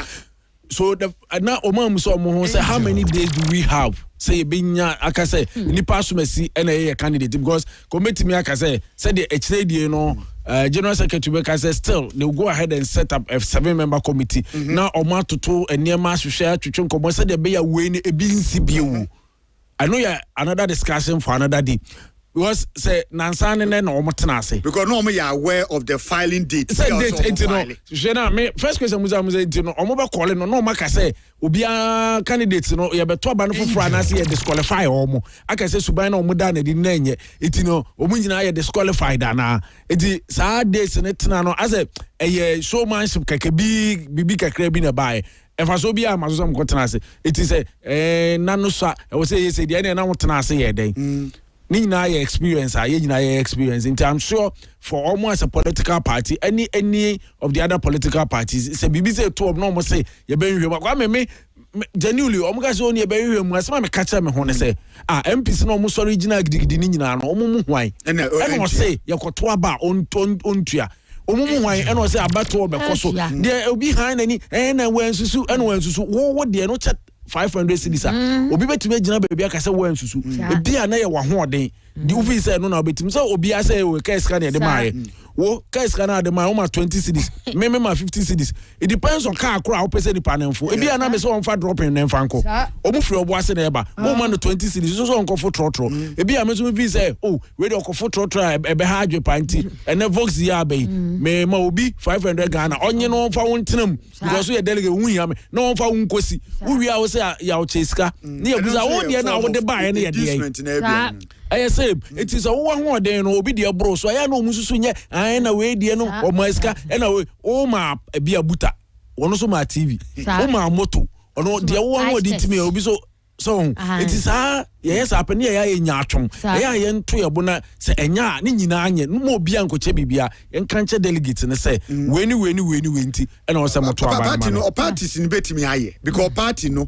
e decide say ono a wo de ne guidelines bi ba say do elections ye hu so why we be disqualify enti senka videos ni ade baba jama ade ni kwa ikosua ni ade bai unim se party no wo mrasa enti hona no ye nya hu Fred delegates one ade ma ho na yetimi establish some power na ade ma ho mo a ye be disqualify enti ebema afe candidates ni be careful national election dey no na minim just say pemra pa ye betimi dey but for parties ni dey I think say possible betimi aye eno na me ne aye sports whiskey bonkomo we hear about I vote by ya na o ka che me say Kwame recount ni days e wo senior high school na eno nso say omo positions omo teacher niema and then not even senior basic schools primary schools primary schools primary schools akora okope school prefect unim say no asas or not me the biscuit and drinks na dey ba na oche onkura na nye no on baby asas akura no scan way any parent and the man no enti baby e dey asenti akura ba no say na bia ye ko no me friends no me pese captain na mama na papa ka chen say there be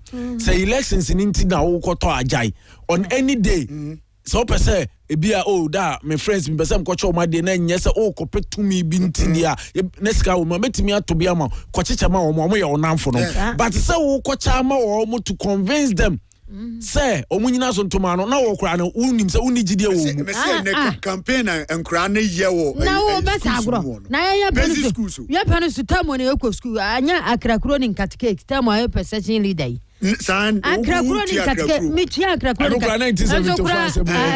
anso kra manwene utua omo gi akrakro ni ayi manwene mi ja omo gi wakrakro ni ma nyina awe nkateke we mi ja school tina fie bo somia Kabatu Gregoire Sanaman ba ene be me ye deputy the deputy and school no na nipa na we ne no otua bibia na chen wo dia otua ne ma sa no ma be anti wo dia na wo sa den na ne papa ye sport ndi sa wo ba wo de mo ayi drinks no ne drinks ne ma de ma bere me so akrakuro banka anti wo mo di ono ne drinks na no mo de akrakuro ni woman bi to cry here ho be Freddy take me na obo apesi ante fam sare na ebodi di take me me gia o gia apesi bi no wa gi bi insist u di amema be hwe to kwa no okotua mama me no be say ye panu so nyina anya na nti sa de e de wo ntwam da ntwam da ye no so betima atu ase hwe wo ntwam da se pesi etu aye nyina betima aka ye nyina betima aye adwese pesi me ka political parties die no betimi aye so mo be full like the ostrich there omo betimi aye na o mine mu nso ye pese ye ya anka se betimi aye mra and only awregosem a ewo ho ne se nipa na omo ye nkofo tua mo mu dodo na no omo ntoma wo obi a we na adwe so obeto aba na ma wo no obi a owogide wo mu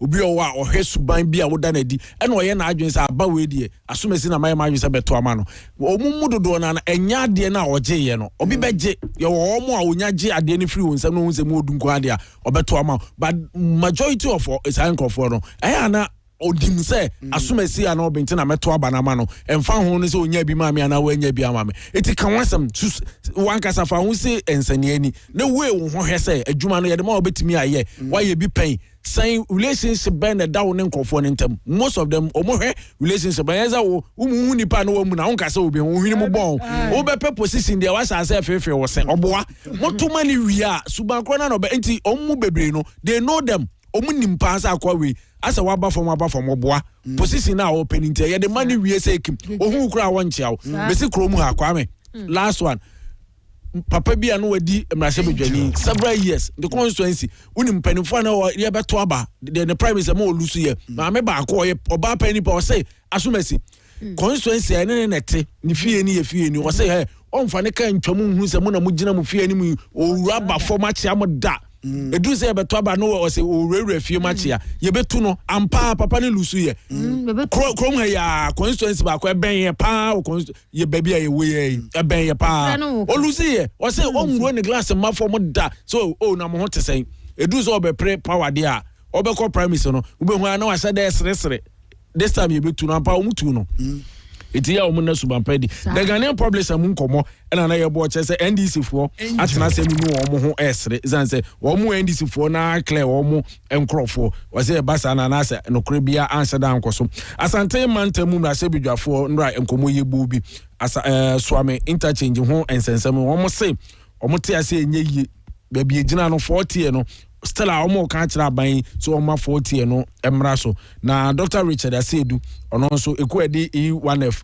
say eminent West African Nobles Forum no no na say omo yi no say omo ye panyipa ena no ena ye nua sentro ni Kwesi Agyeman so okono enimu wo nwumasuamu wabomodin ama University of Ghana say wakobo ni PhD say ye kan no ete Kwesi congratulations to you. I don't pay the Ghanaian publisher and the Cartaway, but Ghanaian Times, Nana, and also Ewaha. Now, Ghanaian Times and some of the buy, you know, the Emu Dennis Quaqua, and so Funny by ya. The Daily Statesman. Sorry, Daily Statesman.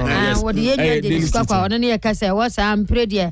Ani pipi amanyokuo kiana ken ho ba betu ho asiwo na won wura asia ho no bi a ho say me de me buafu so duru a me nto aba me nye say wonam a nsam de amanfo ka bi pa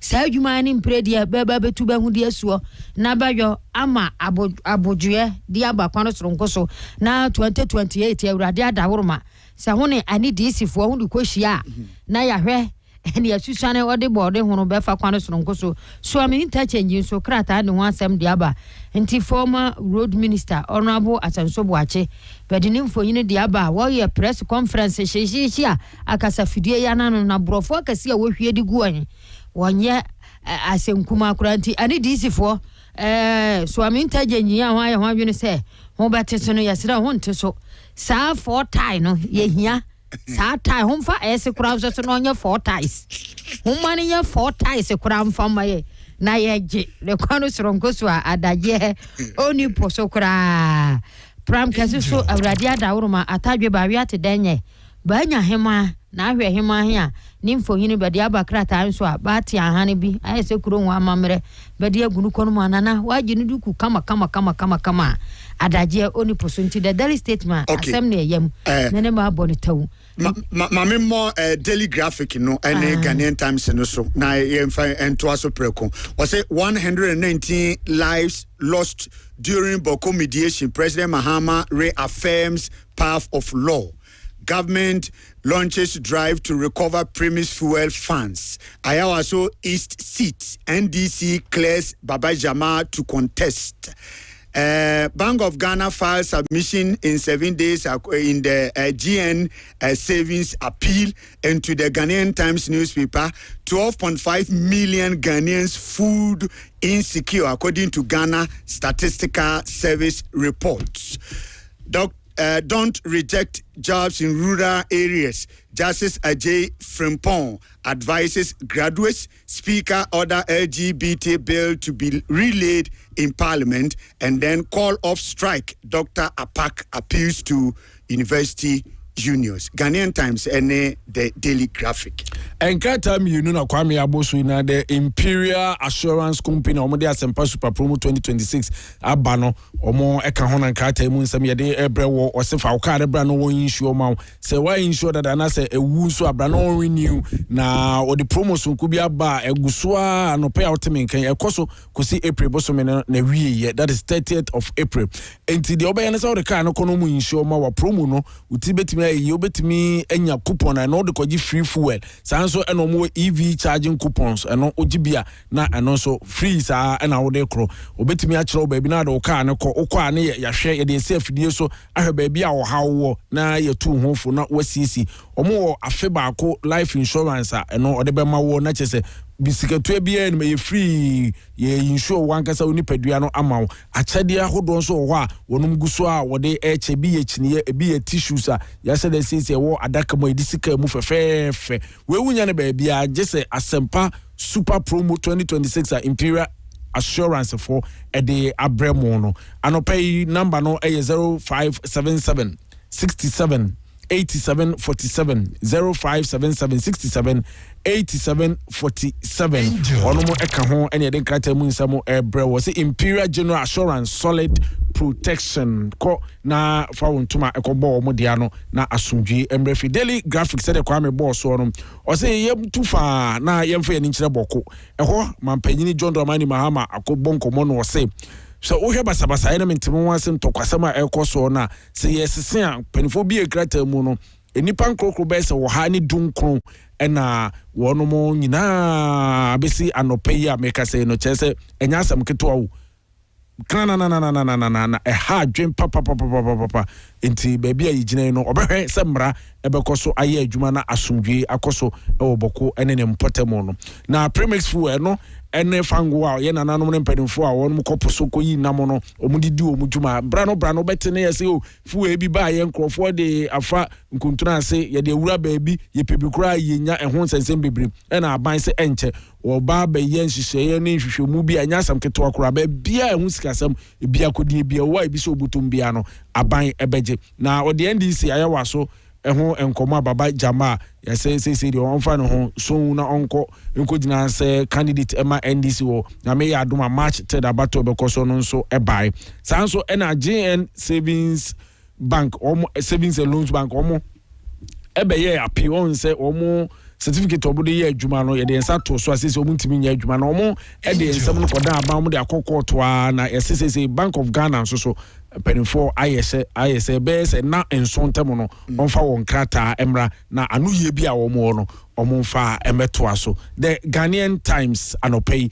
eno nso ewa ha ansa na me de new publish abeto aso ye komedi ma fo ba clinic Dr. Tamu Yaso doctor say yemra no fa bre won fa nsa yare ade ne diabetes ade wo ha ya dwene papa stroke de akura benka mo frank toa wo bete be se nipa su masi stroke ayo no wotia no yo nwa wasa wa ya ba ya o abrantie sei hwe kantete no ye nkokora na de maya ya gisa ya de ye de afa sabi so sebe nya do hwe sane ye weda ICT na so ye be ma na so be ma swa wa ya sem papa shortest the longest night until longest night here ye hye mu aye da no na ye da no senka wo be ma swa sa so wuro ho sa nka etim bobon ya ade a wo ha adwene pa sa be ma wo wuro no ho agi so dum kane a me se be ma bi a me no kola ya me taache yi se mi so mhwe na mi so mhwe na se osasa me ma wanya adwuma no me ma wanom no fo no nko na wajai san se sa na wo betwitwa me te se bread wo nso ntinye nsareba me srew prostate ya de be ma bi anya mfie aduanan ye kwa ko na ko sechi wa ya ase ho na benhwe be ma hemfa ma se bi ebeye wa bentu ase ye se wanyo wa benchiro kwane abefa so ya wo bedidi 0244 774282 0244 774282 Dr. Tamu Yaso o se medima fono wa Sida Restaurant. Today is Wednesday. I wuramu nkwane pa na atwaboa apra puro abrobia nkwane bebewia ne ho adaje ni posokra dumrante ahene na wusu 1 abanganom Toronto Bajo lawyer JK nom na hu nyina ho bakɔhwe so te se ukue da bia ye no kwane ya kodidi no anti me kamfo di amansa ben kwane so ade nkwampia be ye nkwane se pia na nkuruma ya so agyaye wudi wi na de azuma bro wudi ahoro wonsa nyesa sente se o ya wonsa ni be yo to so ya ho mfante so ya aduane a wo ya be yo ne ya ho nti me kamfo di amansa be ya 106 Oforukrugo Avenue kasa dis yem so kwane nhia so honey beya for pork passage or interested person can be called 0536 563036 0536 563036 Cedar Restaurant also where great flavors meet great vibes.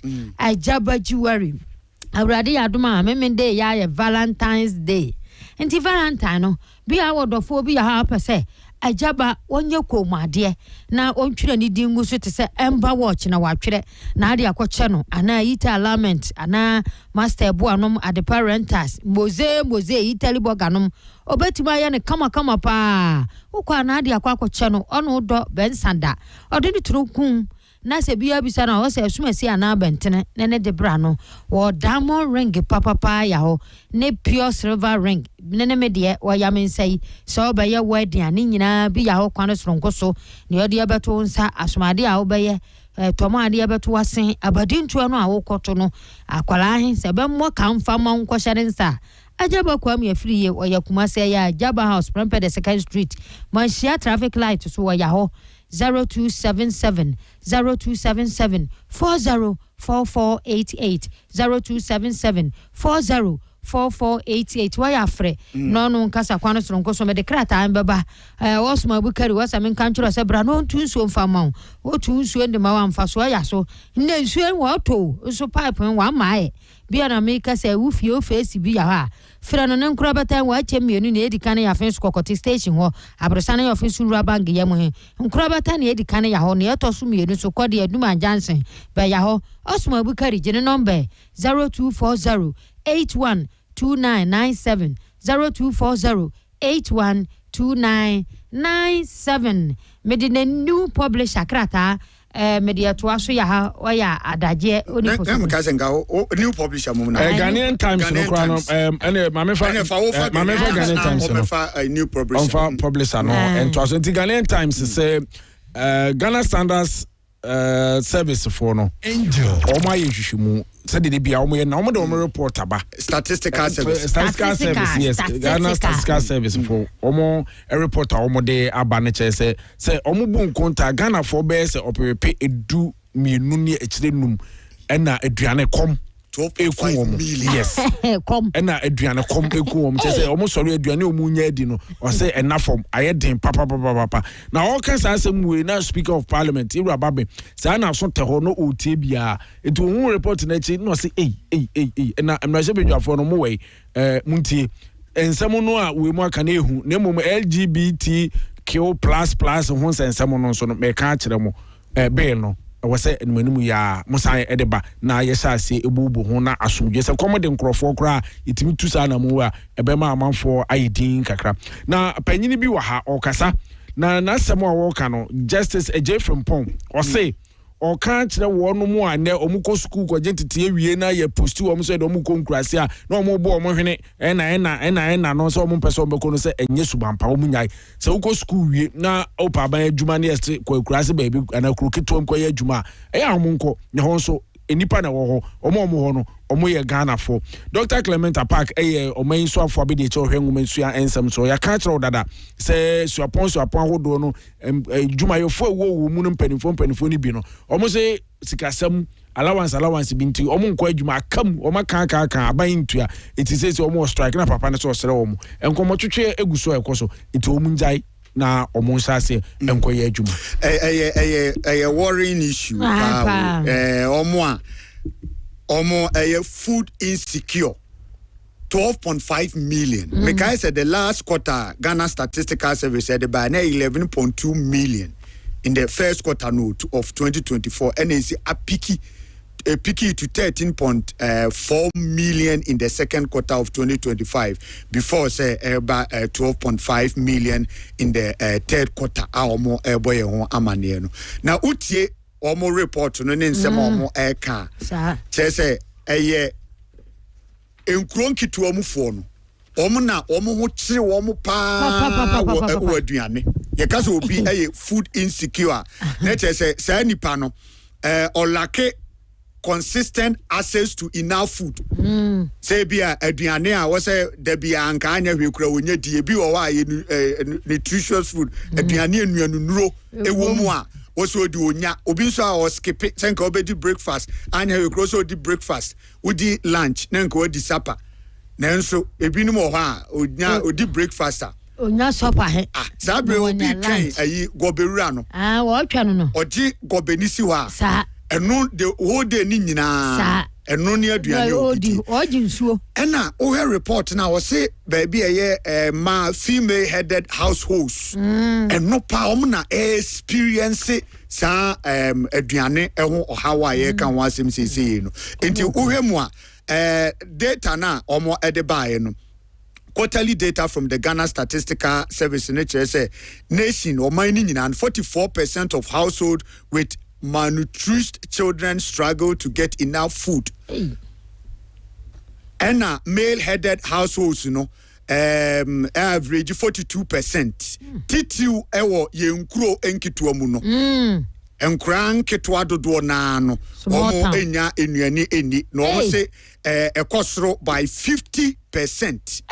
By 50%. Small town. Say owe ye kuro nkito ba bia ese oba bi one ne ma one hwe nkro ne hwe fie enu de ho de ye dangerous aduane ho odene e dangerous okwa akofa e de free dodo na nso akwakoye sikasem enura na mitie Dr. Brian Champon on say enura okọ Presby ebra or person or contest na Ghana for MPP for ento aba emano okọ Presbyterian Church of Ghana eho no okwa sorry ene omo ekobo enkomo ekosre omo ahoden sre mpa yefiri omo se omo emwano no omo ntai nachi na onko na kunumdi ekonu nya asumdue emano enti enura na omde contest nyina ba na wiye no osan ekọ headquarters obiem na ode aseda ekoma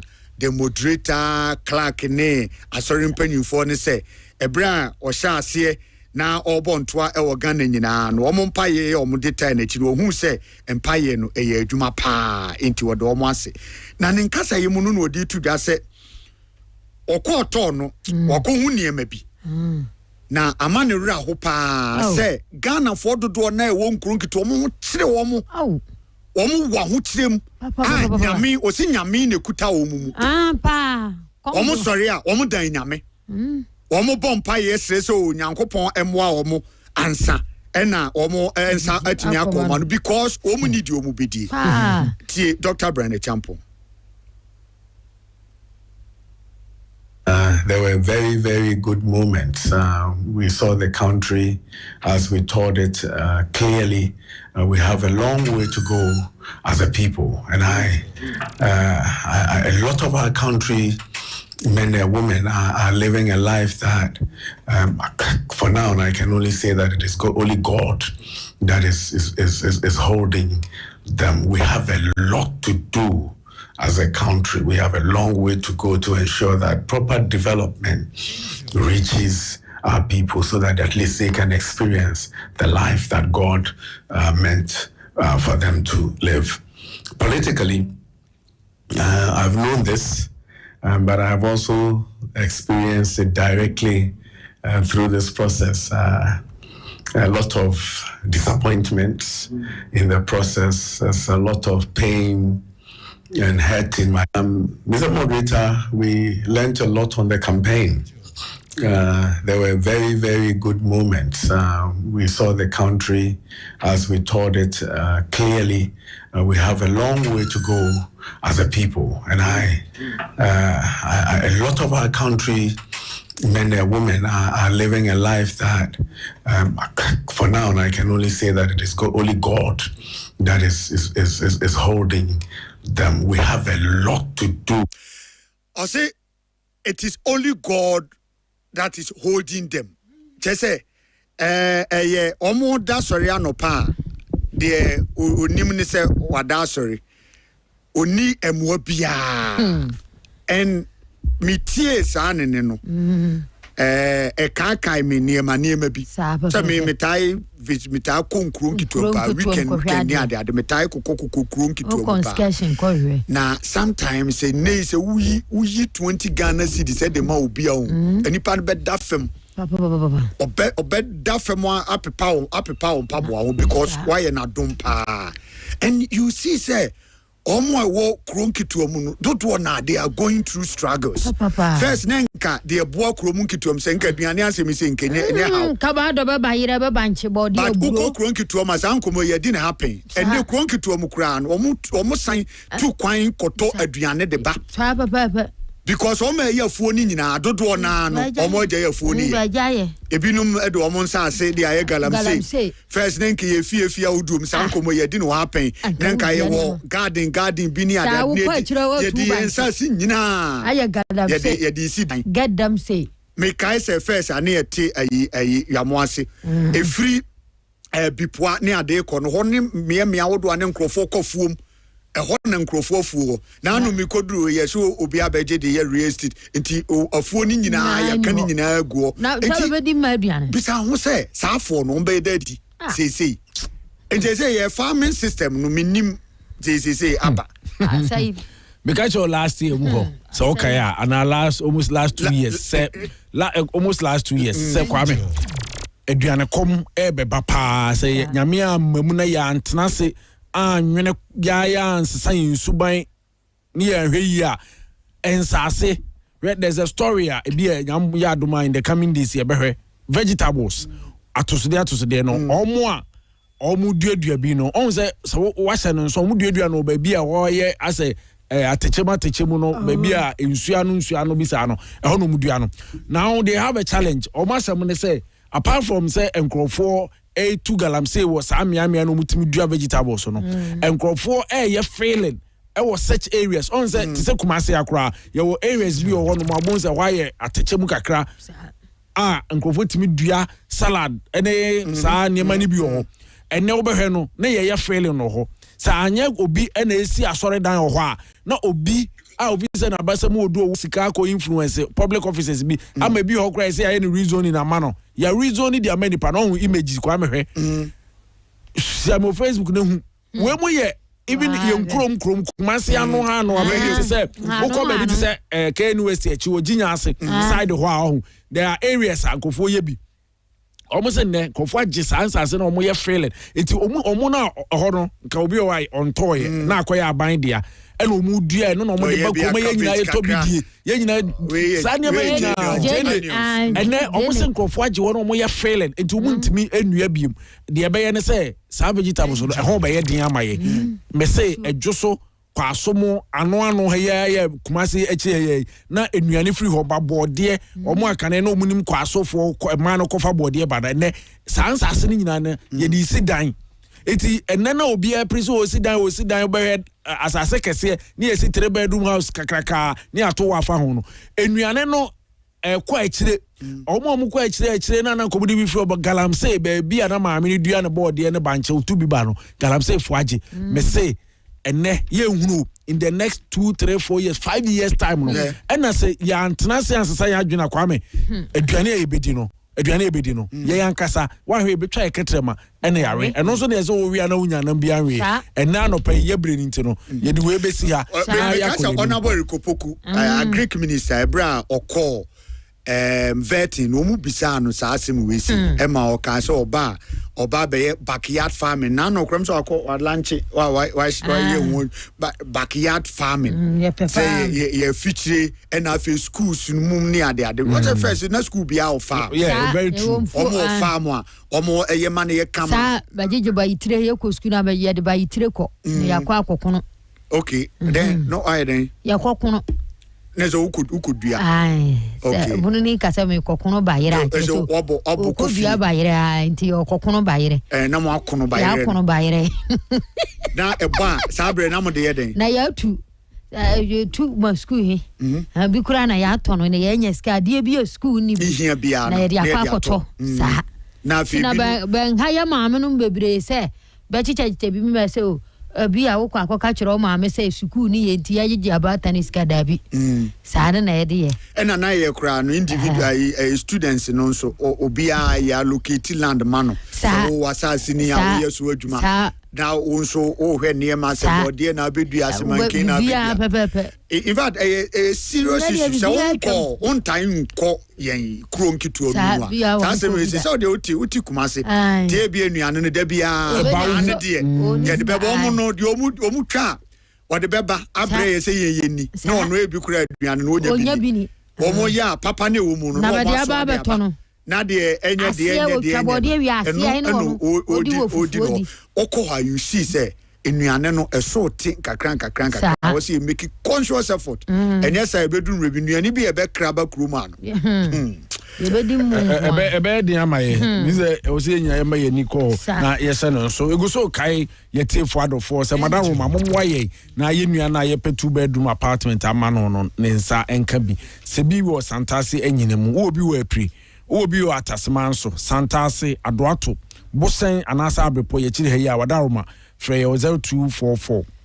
196882 so 0244 196882 na yenwe onya baabi emfanitinto Transfer Word Ministry bayi na makoma aduanan de so ye akonchena asana ye mpaibɔ adaje ni posokra ye say 5th January ye be wie 13 fieda nso ye watch night jenjirenje anumra no nkoro no ye be koro nso mpaibɔ ye di mpaye anom mpaye sa ne ma ye nyina ye ka nyina se sufre nyame na wakeka nkoro nketu amufo no adwuma no ba yere be ho yo na aduane no ye nya bi adi na wa woso wo bi watima tuka na woso akoye ba doye wo de mu ni anwan ni tina pai ne bi sigu kia mu na woso akoye nkyene nom ne kresi no na eso ye de akochebe na ba so banya ahomekeka ti sa adwuma de ye nyina ye be ye no ya adum kwa homa ahojo da ban kwa ne hia so one ye be bompa ye ne dimpa ye na sofo ogina simpie so ye prophet Joseph John Dakun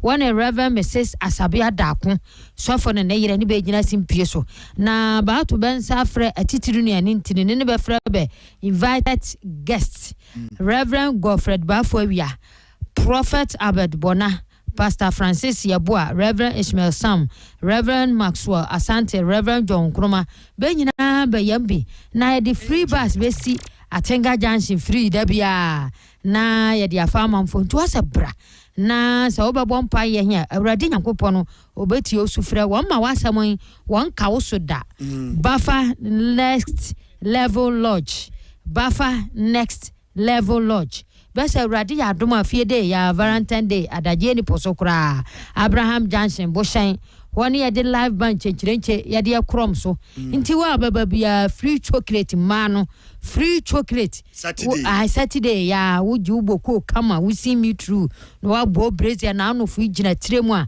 adaje any posokra Buffer Next Level Lodge what send me Buffer Next Level Lounge aha DJ fo abegina simpie so ye DJ Bullet Buffer Next Level Lounge Lounge si kan we wani sa me gia me na gumi yam no aguma yase aropa me ho ya me dadodo we da no nti DJ Bullet obejawa obe DJ twist ni DJ Oteke so wayambi tie nyina ha yamra na yamra magia ni memenda sani oya yesi kara no Mr Kingsford ntiribu on wonu ya gidu ankra hene yamawache kwano soronko so Kingsford ye chia no ntiribu on adeka class nka che oya ho o chia no mame o se me chia no era ofra kuro bisame na me se hu nyina ho ya ho ya kasa su nyina wo tie on ye 29/7 anya 24/7 watra 24 29/7 sanze watra 24 Angela ne otie ama ko ayi sepetimpo emrasi siapacho join me wo Facebook no so sesi e Angel FM Kumas 96.1 pese obehe video bi na odi ho adanse ma ye na enwura sepetimpo mo monkomo bitew e wo ho emra tie de e course wo ho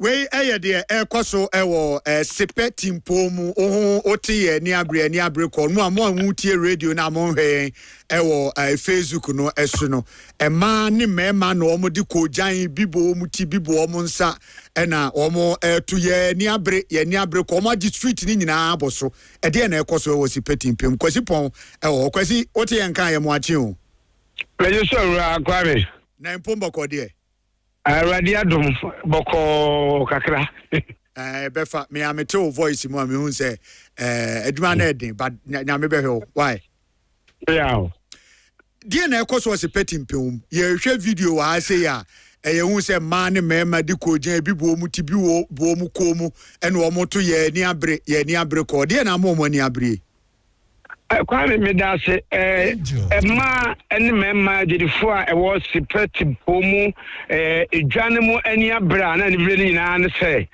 nanwada ya na womunsa akakata bi efri askoribampo municipal assembly no se womutwa onwo atimu no bosu yomu ye de to so dunu yense ya 23 February ya omo ba be bubu nto bia ntisa no kuku ne kaka mfiri dwane mu na omunya kwa me budwa no munsi abefo kwan so omumfa janan bia mremu na omumfa training center nyina mremu na eno ena dedifoi etie ena omse aferi na de ema eye womo ebufu ene esunye dwadu twanyina ne se omukyeremu a ejei aye womo adia sabi wenye dwa aban besiye aye ankurankura no ana ejiji sa ensasi ebobo womo edwa asese edisi so efrim resantene ekobezia dunumnie ya abai sika takua na sempokrampo enim na ebane sei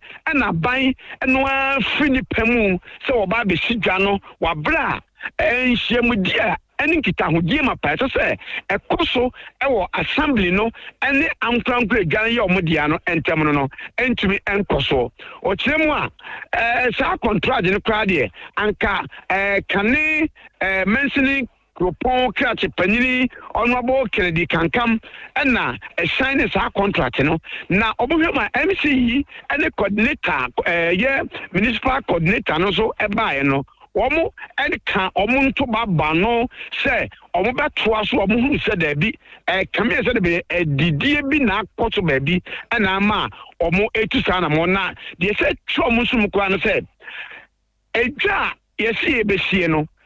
Konton krebi e diamane so wonsie no obi age ne asase kakrebi man say onsi SAS church bi enfie ba mi nsani one story building ko ontumi nwie na sebi kwaso be man to ma tie di entinya de ombe pene ene mai ase ene da bia omka so mebo de ja omomo na wedi e ko mbe bo ne papa na eno no mo tie say assemblyman na tumoto a wo kwei na nyom ba amaba chegu kwai mu ani assemblyman wajibi ya tsi na bodwe se ama moto a oteso no assemblyman na timoto sui assemblyman na timoto so no nti ono no mo de ani abre ko no hia no no sana tie na assemblyman ni ti eyeye ama mranche bi na abomode am onya kwade moto na atwa famu a wo kro nka ka anye papa na because we almost suspect say assembly member no enim hu bi na ye je wo mu dwa no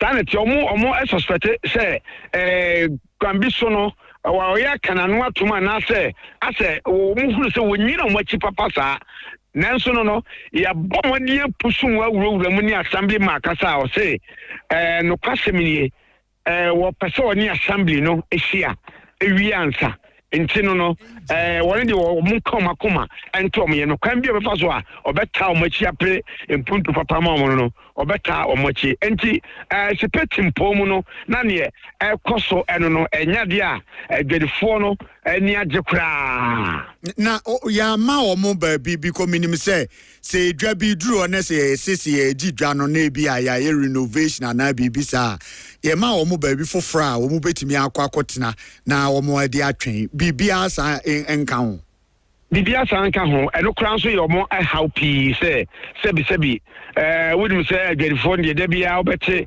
kunafo ya etua school fees ni ade ehenefa emfi ano sebi nkopem da na ni nyina bi abem wo mche se omunnim ba bia omo ebetu ede akro ene enka bibia nche omo ne santi eno mu dwane de atoa engine in the morning ene ebien adwuma kuro se yenka o masem ema omo na o masem emo papa. Okay.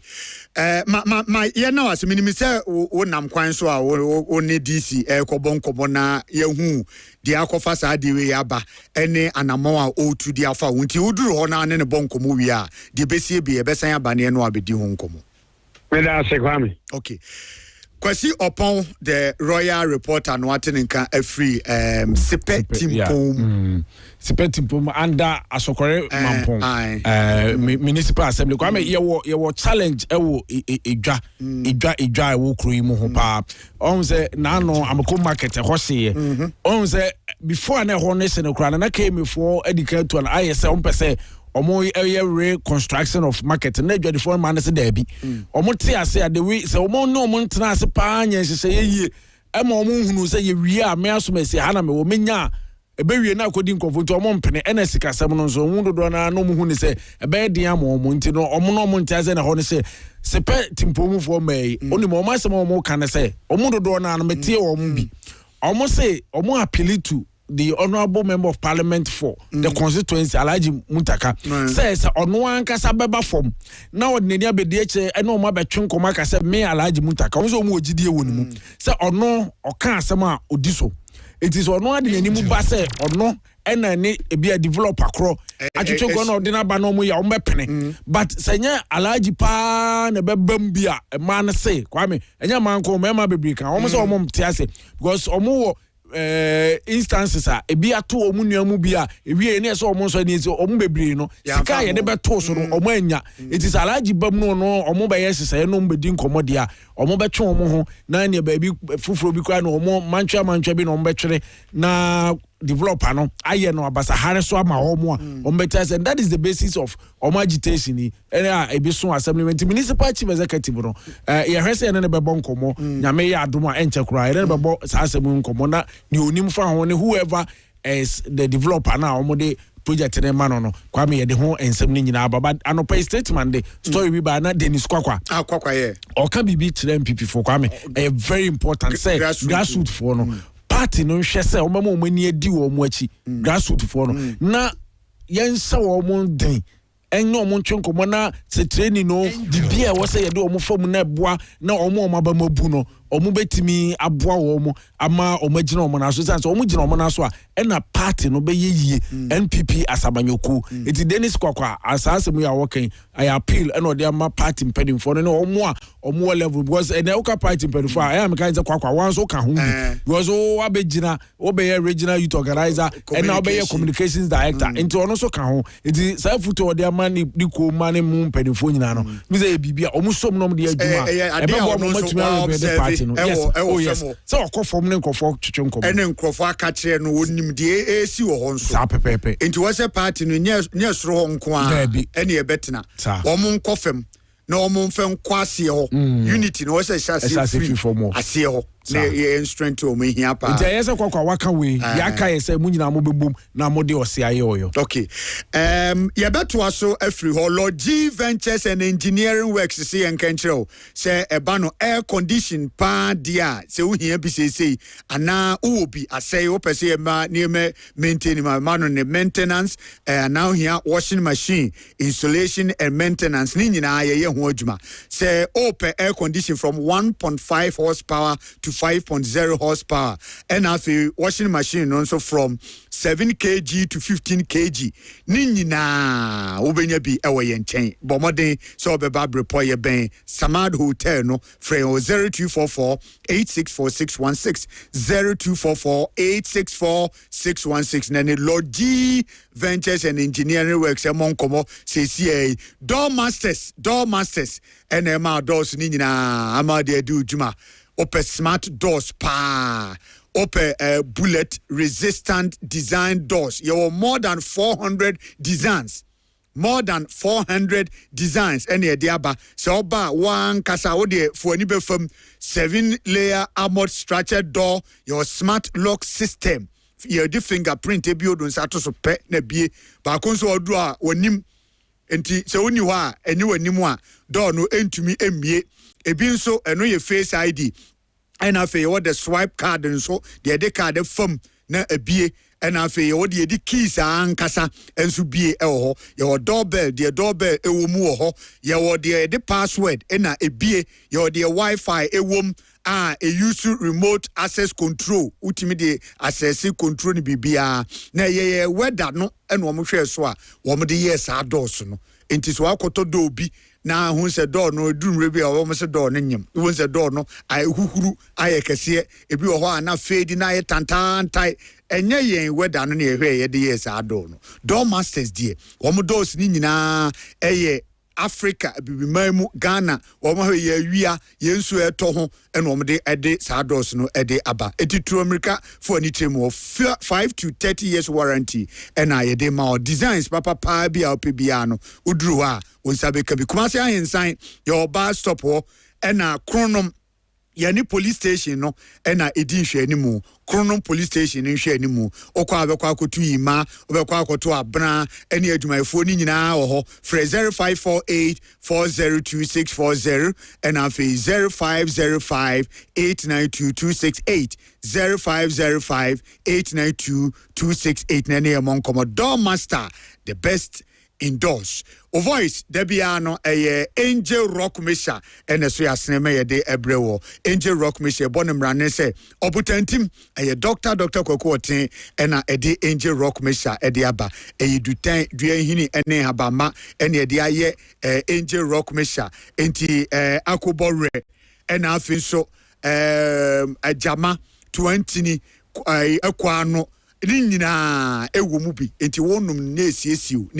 ne mpanyimfo a etu aguso omo enum no enya agro kra because omo ye adwumaden bo so wopom ye oya omo ebia enyini nti omo ayemre ni mu kra hyase ekoa eye ade a eboa eyi pains anka se free ho sexual enhancement why emre ewo mpam pass koko ene house si ade waposo nyina ya oya honam ya oye efra adwumaden mu wonum atuntumi ni dia ohia Angel Rock Misha Kwame Bohyen Dr. Kwaku Otin nsa no aduro ni adwuma no ebinu no frɛ no 0244 719230 0244 719230 and afi 0244 186612 Angel Rock Misha na wachi so say obutantim meba se sie na meba ene yewo Honorable Maswell Ofosubuache former MC ewo swame ewa ha ene ebedi swame interchange no ho nkomo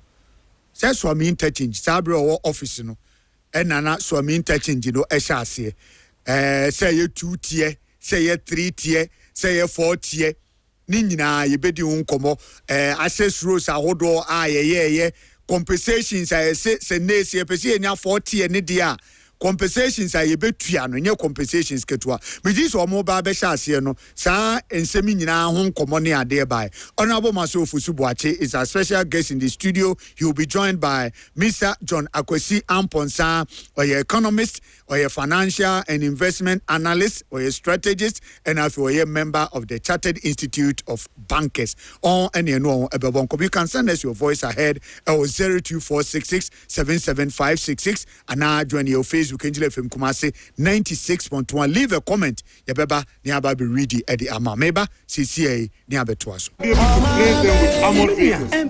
So when you create an a situation where officers do not feel safe, and as MPs we need to work with these security people so that we'll be able to create a enabling environment within that area so that the security people will be able to assist and help us. 25th of December and today, the number of officers that have been shot and killed in that area is alarming.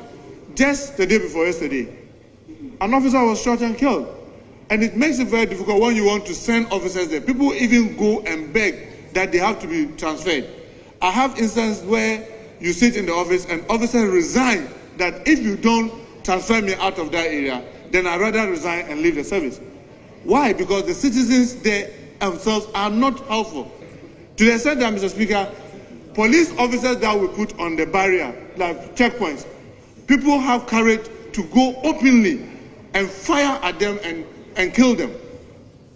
Yes, in that area, to the extent that at the point that the IGP had to withdraw all police officers from checkpoints and had to insist that no, the answer is not to withdraw. We should rather be able to place them with armored vehicles. So when you create a situation where officers do not feel safe, and as MPs we need to work with these security people so that we'll be able to create an enabling environment within that area so that the security people will be able to assist and help us. In 25th of December and today, the number of officers that have been shot and killed in that area is alarming. Just the day before yesterday, an officer was shot and killed.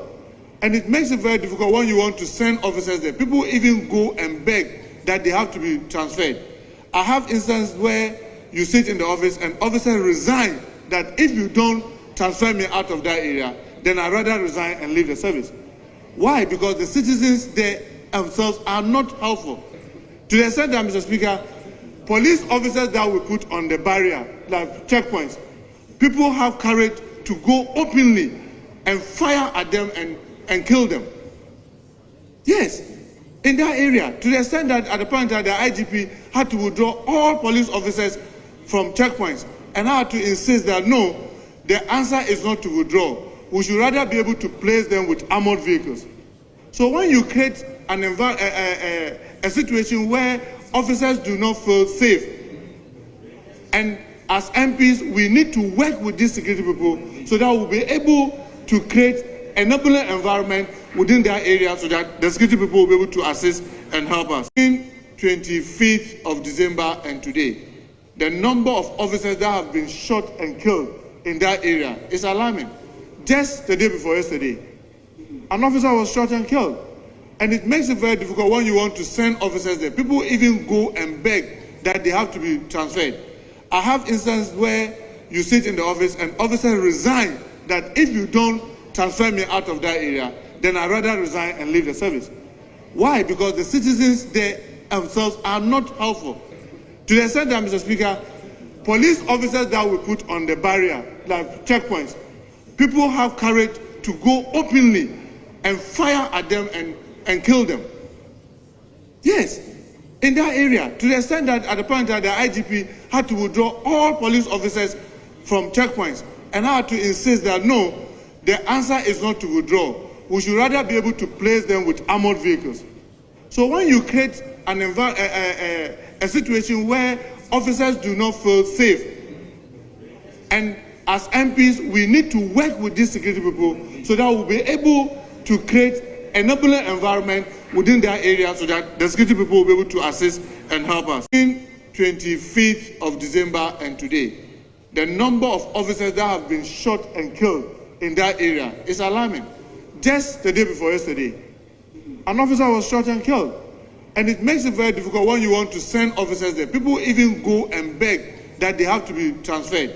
I have instances where you sit in the office and officers resign that if you don't transfer me out of that area, then I'd rather resign and leave the service.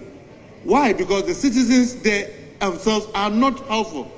To the extent that, Mr. Speaker, police officers that we put on the barrier, like checkpoints, people have courage to go openly and fire at them and kill them.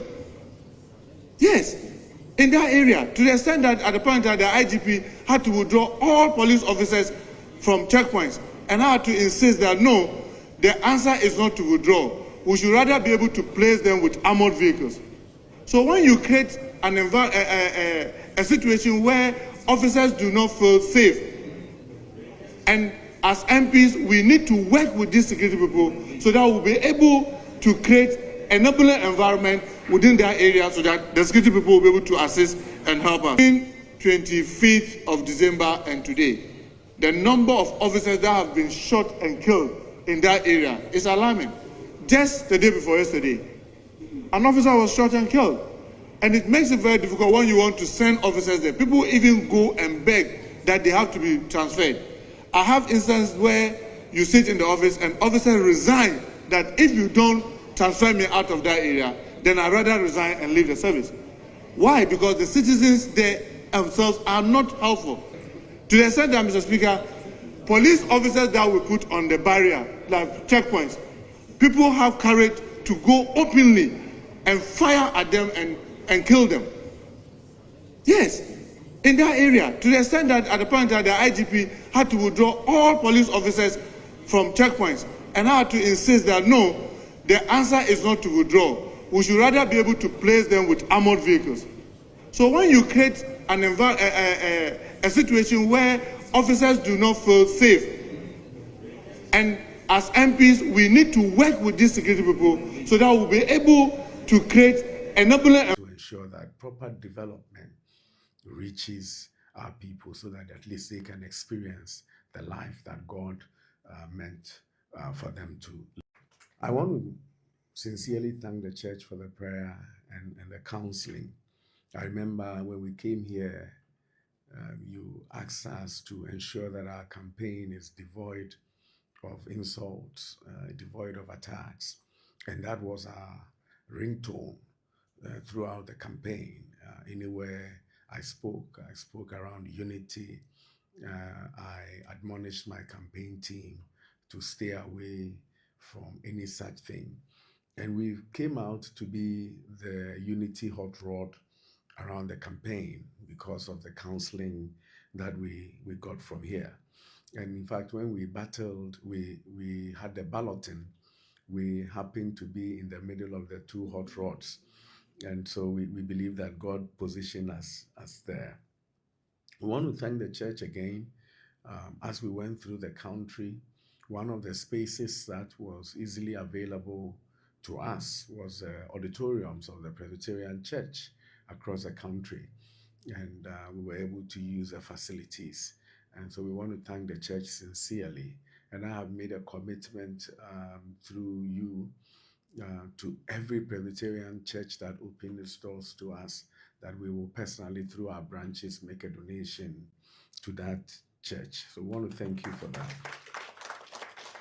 And also through the Presbyterian Church, thank all the faith-based organizations that opened their doors for us across the country. We'll make sure that we reach out to all of them. But a big thank you to all the churches that opened their doors for us. And through the Presbyterian Church, I make this known. Mr. Moderator, we learned a lot on the campaign.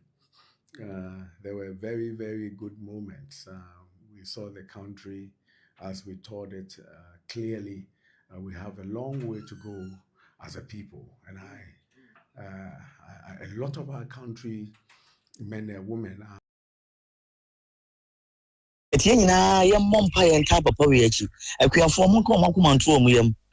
Scano, Ebeba, and you be a president in it, bet me I had FM, Yamamunya Nachi, Yadamasin Sojuma Palm, where my Nanajman Ekasem Kasa free, quoted their teachers' quotes. Right in one small more cano de and cray, you see a crime in Mocassin, Yada off. Tis a dark yenum crano, bear 8 times a day, Ibedumuno. You name the problem been a cosu, you name. Say easy for the entire my cosa me assunte. Holy boy, Papa, you guys, if you're lights no one, I do not. I want no my Mokos, say you. And to meet off on to our own charger phone. They do lights. I also say lighting teams when you do my modern do lights. Papa, no boy. Kwame Adjei Bohyen, good morning. Say yes, you never do for you now. Here, myself to church. Kwame Adjei Bohyen, any more money, DVD, and was the other Muncransha, Moshe. The Americans say more money, you know, my inquiry. Now, Oman Peninsula, Strenam, the Galamsi, no, and they also say a same penny for Omopano, Bukrona, Galamsi, Momlamai, the assassin, they say, now, so. A queer fool, to go coast, 7 matters or more, your word, 1 million and 10 said. Hello, Nana Kwame Adjei Bohyen. I am a Casefro boss. Nana Matissa Oka ACG lighting system. A patch lighting system, yet Kumasim Kong or Bossy a West Cra na Miss Row. And I'm which is a neck Bossy Isum. Put me this mail Trevis. Some part of a Caporiso, what the soon Trevis ni Pomposo. With me, that's 1 week. He said,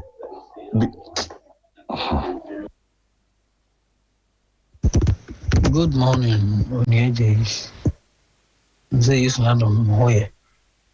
That's what me okay see pa. And say, yeah, for me interchange. That's for me prayer. About the Danishasian. About we, say, or Batisu. Wale no basusa battery yes another yempelsa Anaje, good morning.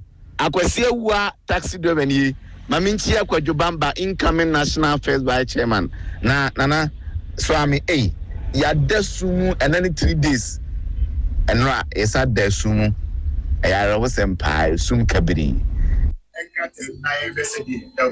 Kwame, good morning. And you say, I'm only a Juma Pass on where the son of my gun and yes, Femi Solomon, because I pray for myself. Kwame, the problem is a otra audio. Eba race, Niso, she race, Niso, we see from a Saudi Kojasi Junction. Street lights never walk on you. Kwame ye twam be 1 year ni light ni so nti so le ahomachi se okukuru a kwan ni susum sa ene nanse ya ba ya bi ofin kran obesi ya na boys yire no je no ne ma nyina san prepare no nti Kwame so ze mo hwese bia se free adwoso council na so ye ho adwuma o sanso ye ofuru kru so ye ho adwuma se muntu ho na mama ye na akonfo no ha ye sa area ho no Kwame, good morning. Itiano Kokudu.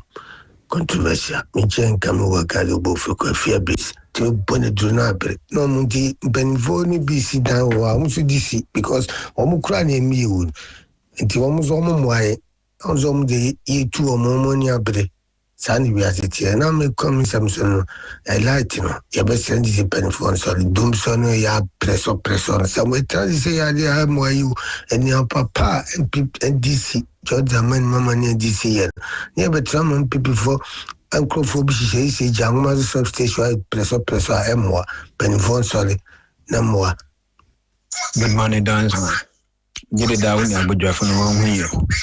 Yeah, from the Adams, make us a fit quality. John, my man can't means the quarter company food.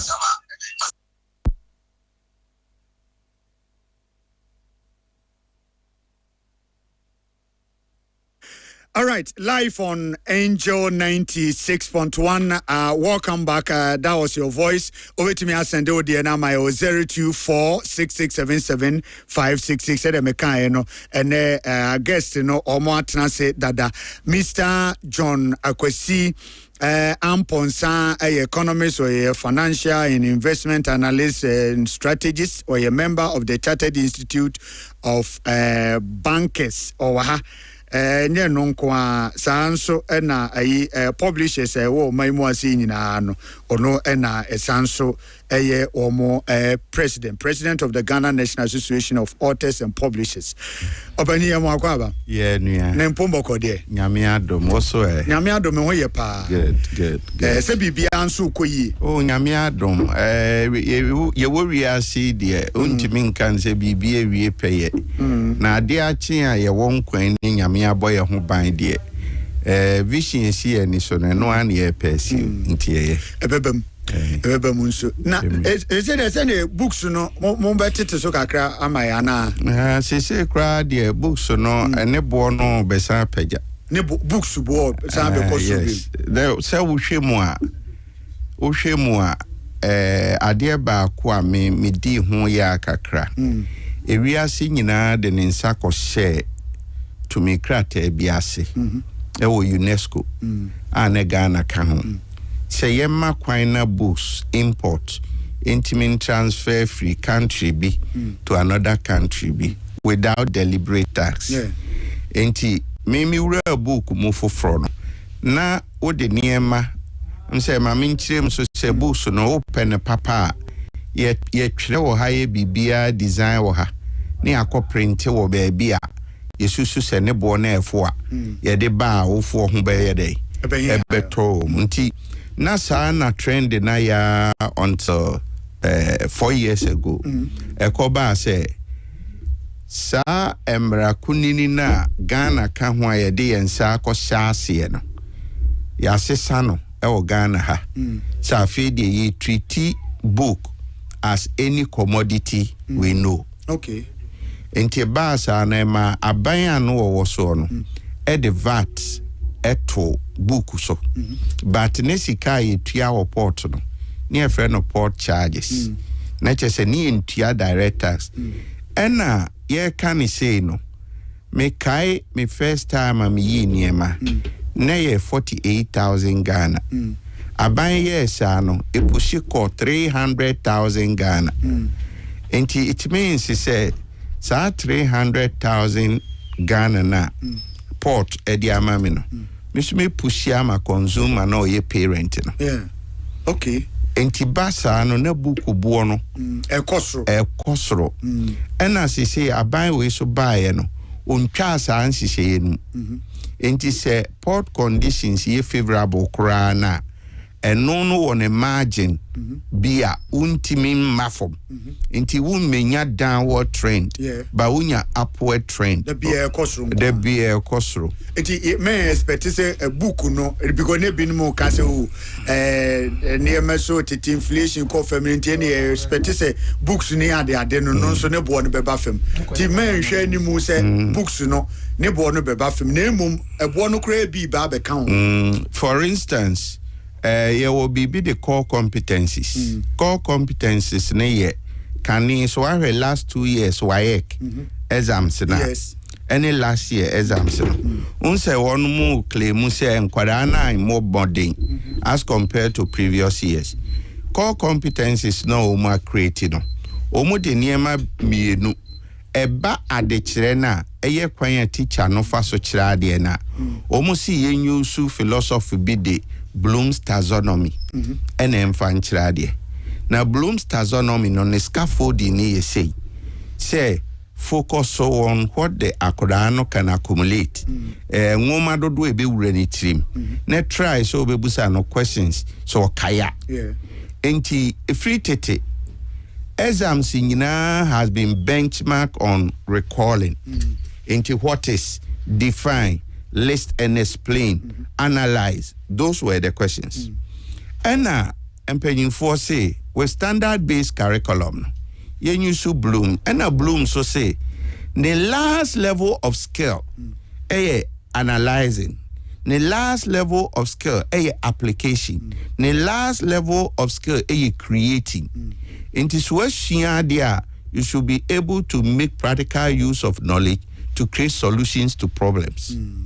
Enti WAEC any nakatna ase no omususu say any assessment model a yede bani say from level 1 questions DOK 1 questions no yenya no 40%. What is no yenya no 40 na yemfa applications, any analysis, any creation enko 60%. And then also no ni nature no.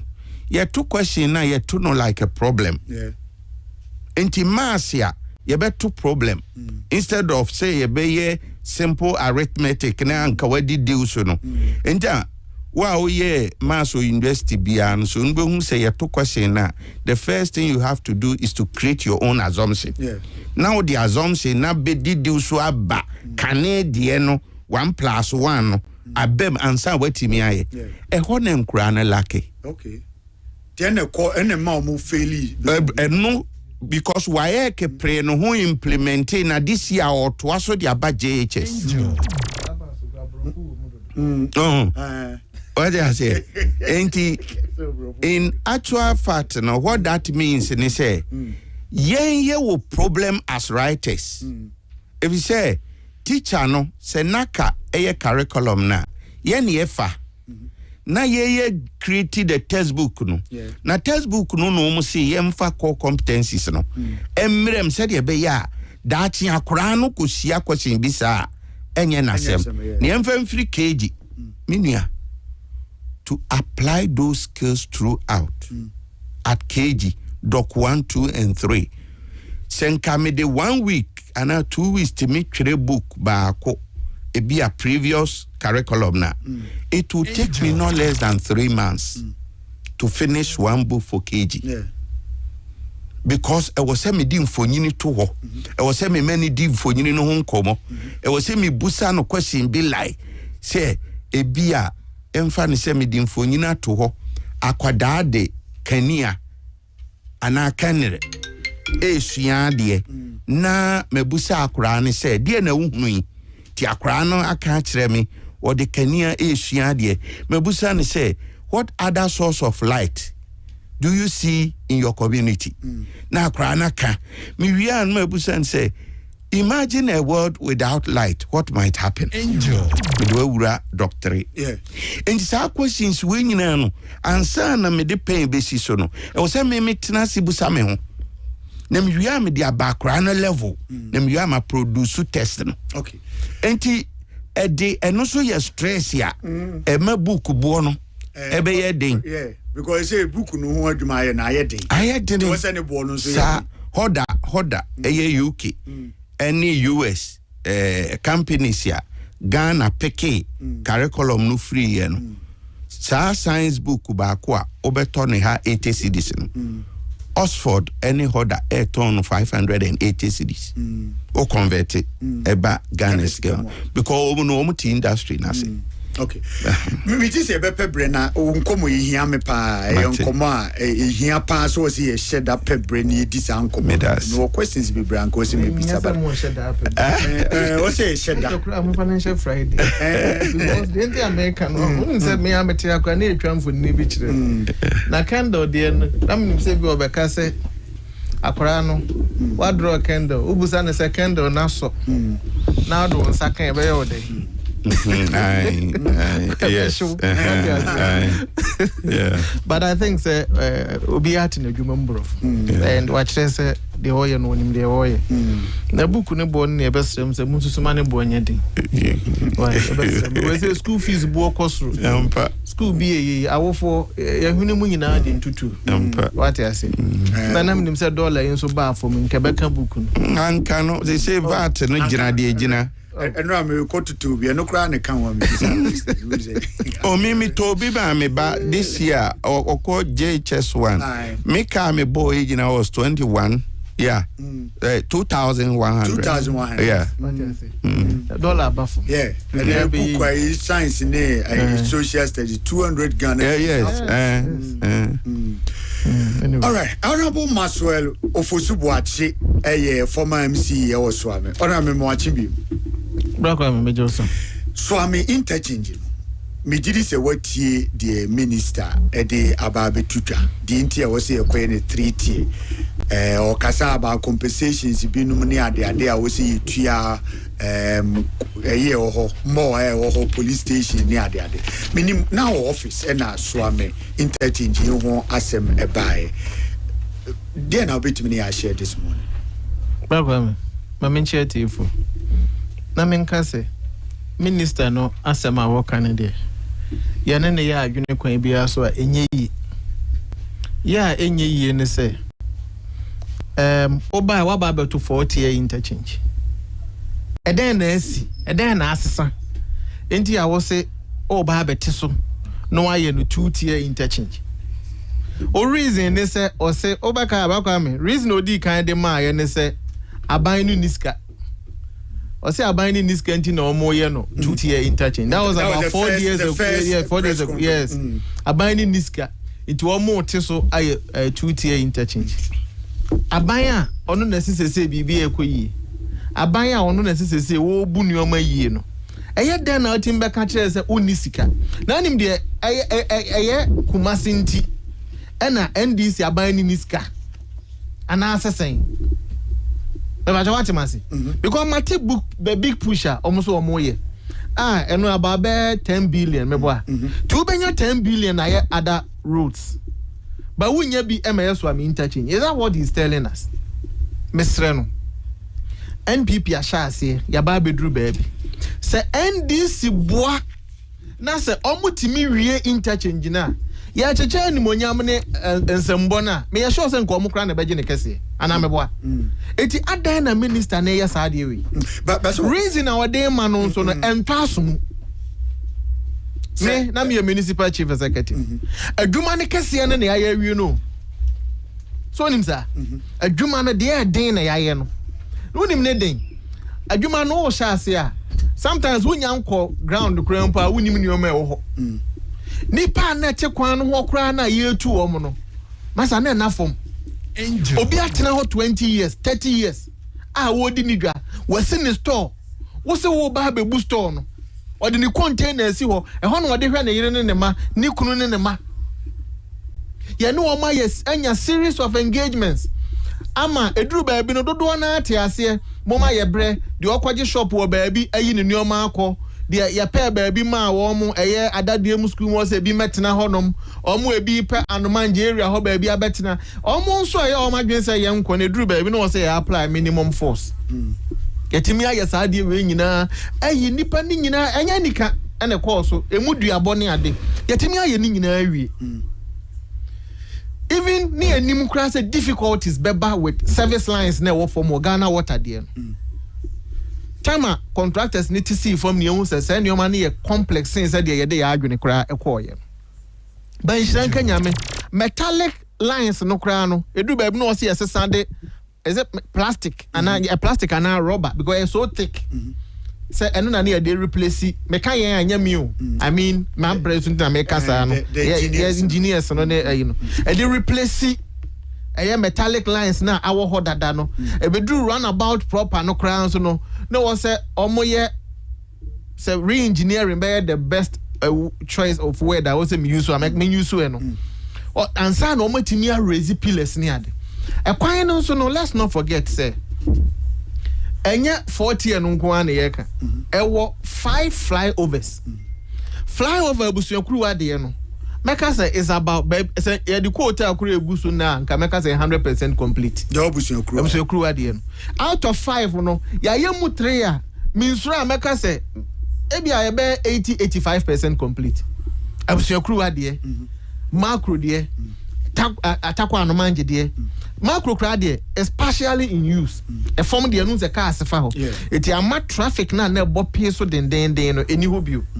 Te sekane no swat menka se swat menka se ni hobio ba cha what say takwane abusuakuru ade na omunyi metallic pillars bi na omode hye form ne fence na omode amanti cars ntimi enwura ase ba so omuyi sesi akura ye betime use enti ade aka ne se ye begu so na emom no ogusu wie na ye use middle lane na e was say eba be terminate wo flyover na ebe koso wo runabout ne so sorry, I mean the interchange, you know. We are honum, yes. I want to say baby. Interchange, you know, so a hodo and 9. And 9, you know, the edi kind, that forms a sian. And on the best serve you with free mampon, and ata for airban. It will free tafo no more bar. No person or report junction or befa form. Or person or cost swami or befa form. But you won't be patching. They were free. Oza me can see a bear fly over ba kunzu cross room traffic light it is will be free airport runabout now oba besina kwa abreport junction na won fa form obefa fly over no so no oba befa the first one no say obi free swami no oba besina kwa airport runabout ono befa esoro de toso mi ensa no and the vice versa the obi free offense ana ebo ho ana francho na opese obesini kokejeti ana tachima na obesini kokejeti obefa the final one ne so timi busa se minister no emu die he na bra kwa me oba be ye free o kasa adan ni bi beka edan bi enu han ho beka o mention the garden city mall edan bi enu han and Ghana police station edan bi enu han ho beka that is not to say yen knock it down that is the point I'm making. I did a say certain structures bed dwarf it. Tis spoke was construction, I don't prevent it. A diner or nomina, interchange in that dwarf no. I'm an air dwarfed no. Maybe I no prevent the construction from going on. Pokwasidian. And I'm saying when you course room, the fear baby I for. But if you nipa timom gusu use mewa abrosan crowd ayaketeketi bi na show and no prevent you from using the facility. It is saying say the technical team ne previous administration adwini bia nkomu ne take his decision nana no utie dia na chese there's adwini mebo adwini bia nkom any take decision. Don't forget say sa technical ade na adwumadie na course no the very technical people na onu use wo ne no omo technical people na yes anyoma mai the same contractor na oh yes adwuma we no that same contractor na no ka ho rango yes because I build and design agreement no but what I say it design no contractor no were major input in the design na yeah it is na asema minister na eka no me won say don't forget say first at somebody can be first one no and wabiti a retreat. Say sikani hono. Say sikani hono. Wahunu say minority kwakwaso no about throw light on the issues na no. Ena wa backpedal and wa ba be ka kire say na pese ye ni 3 tier no more 2 tier. Na sika na aka no ye de ekwakoye outer ring road. Na inner ring road 4 tier kra wo so wini sika de koye. Outer ring road na benye sky. Okay. Eti do aka no ebi adan a wo ka ho asem abrosan na ne Ghana water ebu ye nhwe ni mu no. Let's not forget say ekwan na nkasa shape ni ye wi. Those of us ye be use swame ye obe swame proper no ye be wo within swame no. Ye outer lanes na dan chen ne dada. The existing lanes na wo ho no and then the best serving flyovers no both sides na be feed into interchanges no. What you say? It ya no ye da ho dada.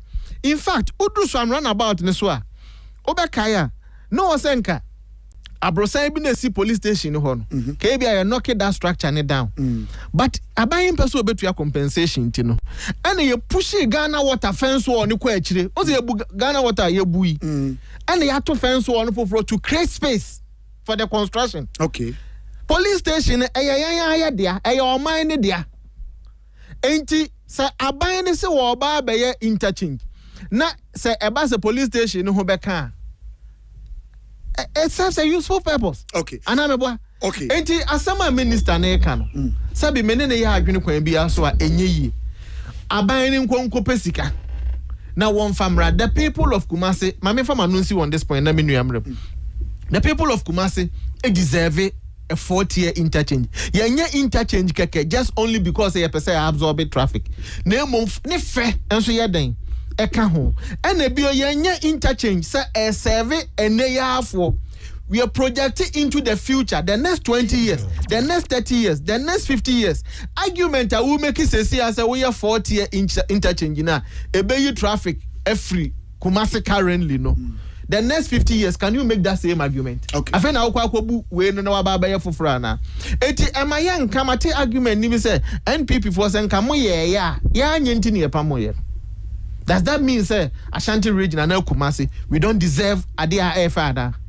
Because NPP are Yentino, Asante Maya can't want some Enyana. Is that what people are telling us? Okay. Mr. Ambonza. Minia. So I'm interchange. Yeah. Yo. Minia meda wase na machia etiefu nyina. Medi kan abo mabaso say anope stations bebre ni etie. Nenso mehwe kwan amofa so eyi mo topics na echese mo wo dosronko na mo primpuntu o baby a station no ewo nti Kumasi damase maka ne share no na mame mo kofa by for onya se ani so ade huni to build the interchange for Kumasi. That adwene no alone significant economically and aesthetically. Na o share said ye being who screen yi so na interchange way one of the major and I would say significant interchange. I didn't see the need why the then President Akufo-Addo could open flower pot and ignore this ene ni eka we ho asem. Why am I saying this? Minia o hwe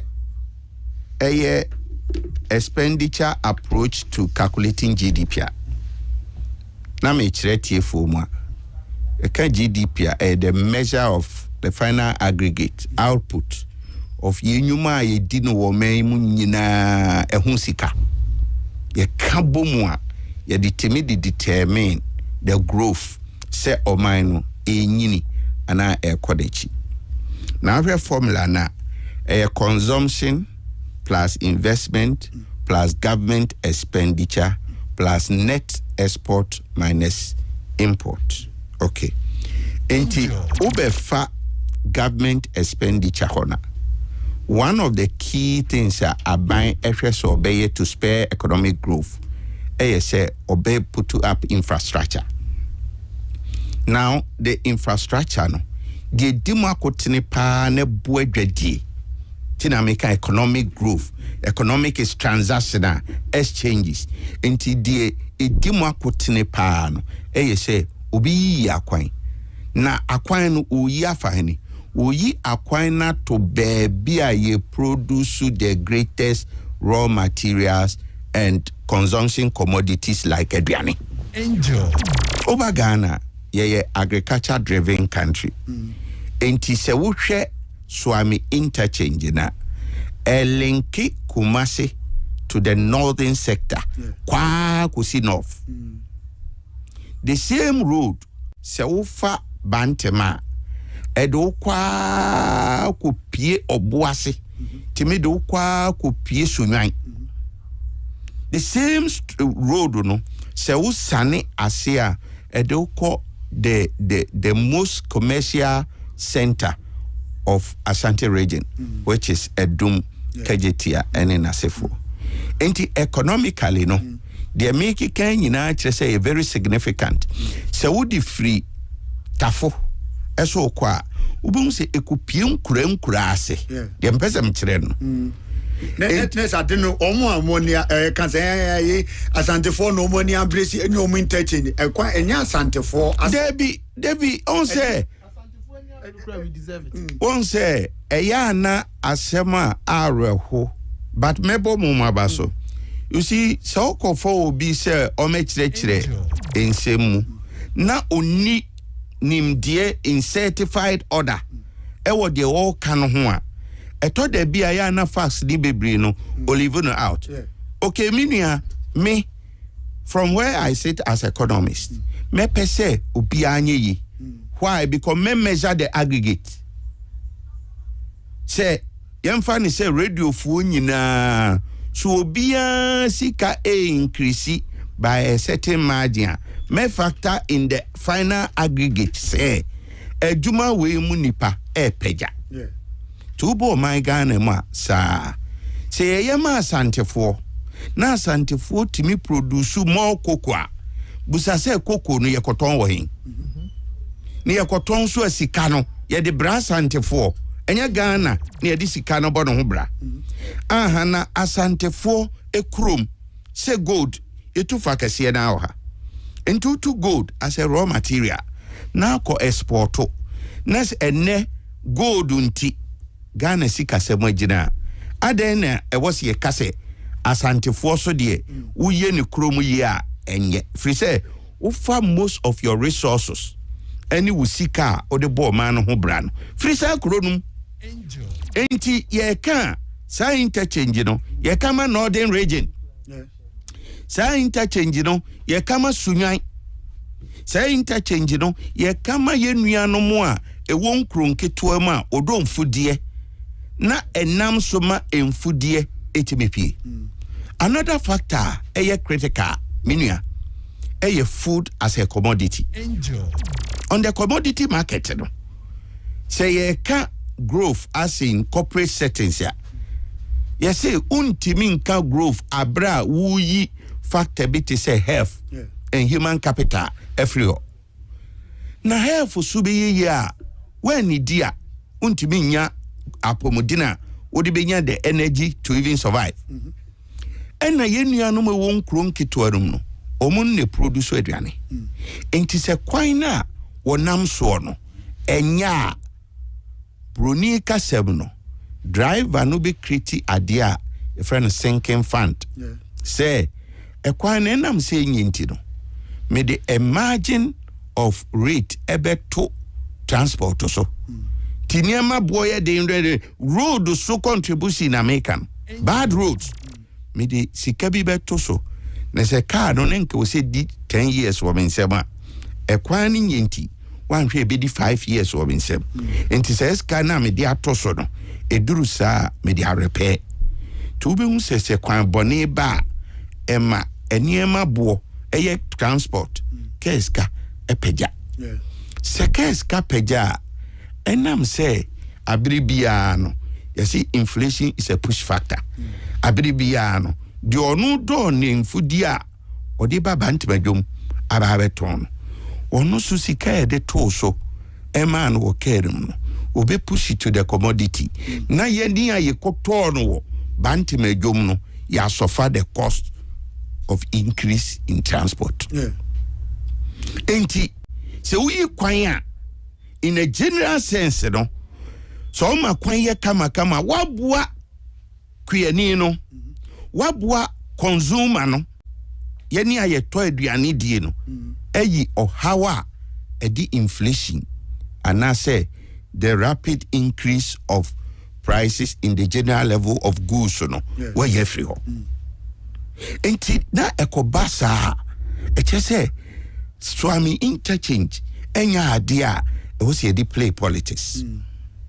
In fact, all infrastructures, I will even rate this because of its economic chain value to National Cathedral. I will raise this because ultimately kosenke sika over a cathedral. Now that sika could build this infrastructure for you. Then for me it's a misplaced priority. Economically. Choose so I'm interchanging over because when a banobe so abwa ukrono ama ukrono grow economically more than of course empire the siebo obia so is the temple of God nipa otono you are the temple of God. So in the first place spare economic growth first afi in the same eye na your friend investment no there was strategic anchor investment government betimi aye. Enti se wo hwe project bi te say market ya President Mahama siye no enipa na team no menua omu generate income di tuade de ka nti a strategy because infrastructure na oye but it raises money to take care of itself and flow back into the general economy. Enti wo hwe ye say omu team no omu tuade eto de me man 10 years ya sikana odisi market no obeti amon no asenya mfaso. That is wise investment. Okay, enti seme ene NDC enya akwanya no aba abedi tumia de me ka kire na ne se aba ya de boba so anya de wo so ya de bebotaki. 2 the me ka kire ne se ekwan no onyi emfa mpe animonyam keke oyi dia spare growth because a part of the equation of success when we talk about GDP. Afe minia my answer the question of 4th year verses 2 and so on and so forth. Unim se variable ba ko ayentai yebuye ni guso minka say time factor yebuye ni guso in the calculation of adia constituted resources at time because sika ekura ne se oboto no if we be the time value of money. Movement, time value of movement. Goals, time value of goals. Enti se obi pie free the fee so okwa adwuma. Time is a cardinal factor to consider. Now, ekobase akwan emususua. It will not benefit the general good of the people because again, you cannot talk of growth or government expenditure without requiring labor. Enipa na ade beye adwuma, se aban si osi hospital, enipa na ade beye adwuma, se aban wo hospital facility eye health a, enipa na esori anopa ekọ adwuma ekoye adwuma. Se aban wo school so a, enipa ene be sori adware akoye adwuma. Se aban wo sebe military service a, enipa ene be sori akọ. Yeah. And when the system is congested with 1 or 2 tier roads, emma in decongest the country now. We waste labor capital on time. Okay. And abano media unconsider the general good of the people against individual interests. Okay. Because baby no sani no ebe kanipa dudu obi na nipa dudu no ye de compare the general good, what are we going to say? Say general good, no, yen sacrifice for individual na. So that externality, no, me mesre say yenti ehwasi ni miem so that it benefits everybody. Okay. Unfortunately for me, our time is up because Sankom we know Senka Abia Yeshase and Temsnisi, but honorable. The American, the Minuana Kadudo na say reasons in TNPP and Timian. And Fahone said the may justify Biano, and yet Yantimian so far, Jumediano is over 50%. Yeah, we Takwa rules is good, a part of the Swami interchange. What I say, yeah, we flyovers no me and almost done. Runabout proper no cramponi gusua and also no pillars ya raisy. What I say, but the air can't is a funny NPP crampono, ya nye nrushi, a buying for fraba. Government air continuum. It runs in perpetual succession. What I say, I was buying no copesica. No de back because Ashanti Reggie, the final one, Kuku, Matessa, or my penny, Baby, and Miss Roma, or my Junisi Bibiso. Randy Abbey and Samuel Kagana, your cocoa, no, and my young competitive, no boarding as if say. Or psyche the minds of the farmers. So be am one who say about the Pamchum, Obia no want to so. Cocoon, Debbie, Oman no man to so because I hear to me ba. I buy to me subsidize prices, me boy. Emma, it me ba from say Kosra. Same way, say Coco no boa ba forma. I buy in farm home money, non supportive farmers. No, what they say 1 to me cry 6,000 no more can woman to me. What their baby, you know, money in a honoma. They shouldn't make the farmers worse off. Okay, me that say, in a minute, Miss Amponza, Coco no Obepese, you better so you say the tons to bear 50,000 tons or why in to 4 crab moment because in the board, Obepese, you better so now. I buy no farm money. The American say, I buy no quaffo. So who promise be your endogenous and exogenous factors. Endo no ye dear also to me. But cocoa no market now no your friend no perfect competitive market. And a perfect market no who would didra be an way a price taker. It means say I'm an in a set price no the amount. And it's a who koye politics now who ko promise obia.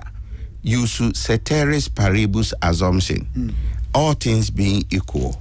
O kasa also can say Sefia metumako 60%. So can it say he is speaking as a technocrat now. Imagine say Sabre ABC da opponent what to Coco 3,001 ABC. So how much does the BBS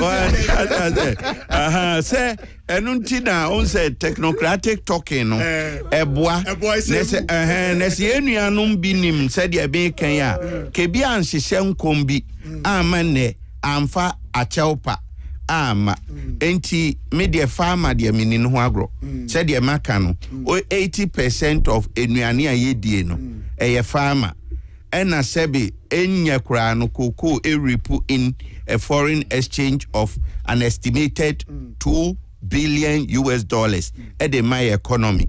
Enti aban on pekwen bi so tentem. Se bosia no obebo capital market ya. Omo no famo mo. Na me de mano esie no. De ye keke nyina no minua. Se one brapa suban pa eni nyame sompa enimu a oman panyini bia ni ho a obetimi asesa Ghana Shebre. Na ope honhom do ho atososo dia me kanfo Jesus. Ene dia ma se fa no. Na fa ni yi. Ne ja wakwan bone. Na niema be sesa ama. All right, me da say next week here we be say nyamu say next week you be nyamu next week Vito Power next week wo studio ha enti ye won kobo bebre ayi be we will start early say the baby digest me da mo sepa honorable Maswell Ofosu Boache former MC Oswame Mr. John Akwesi Amponsa economist financial and investment analyst and strategist and if you are a member of the Chartered Institute of Bankers and you know more ebon komo ewas nyame ya aduma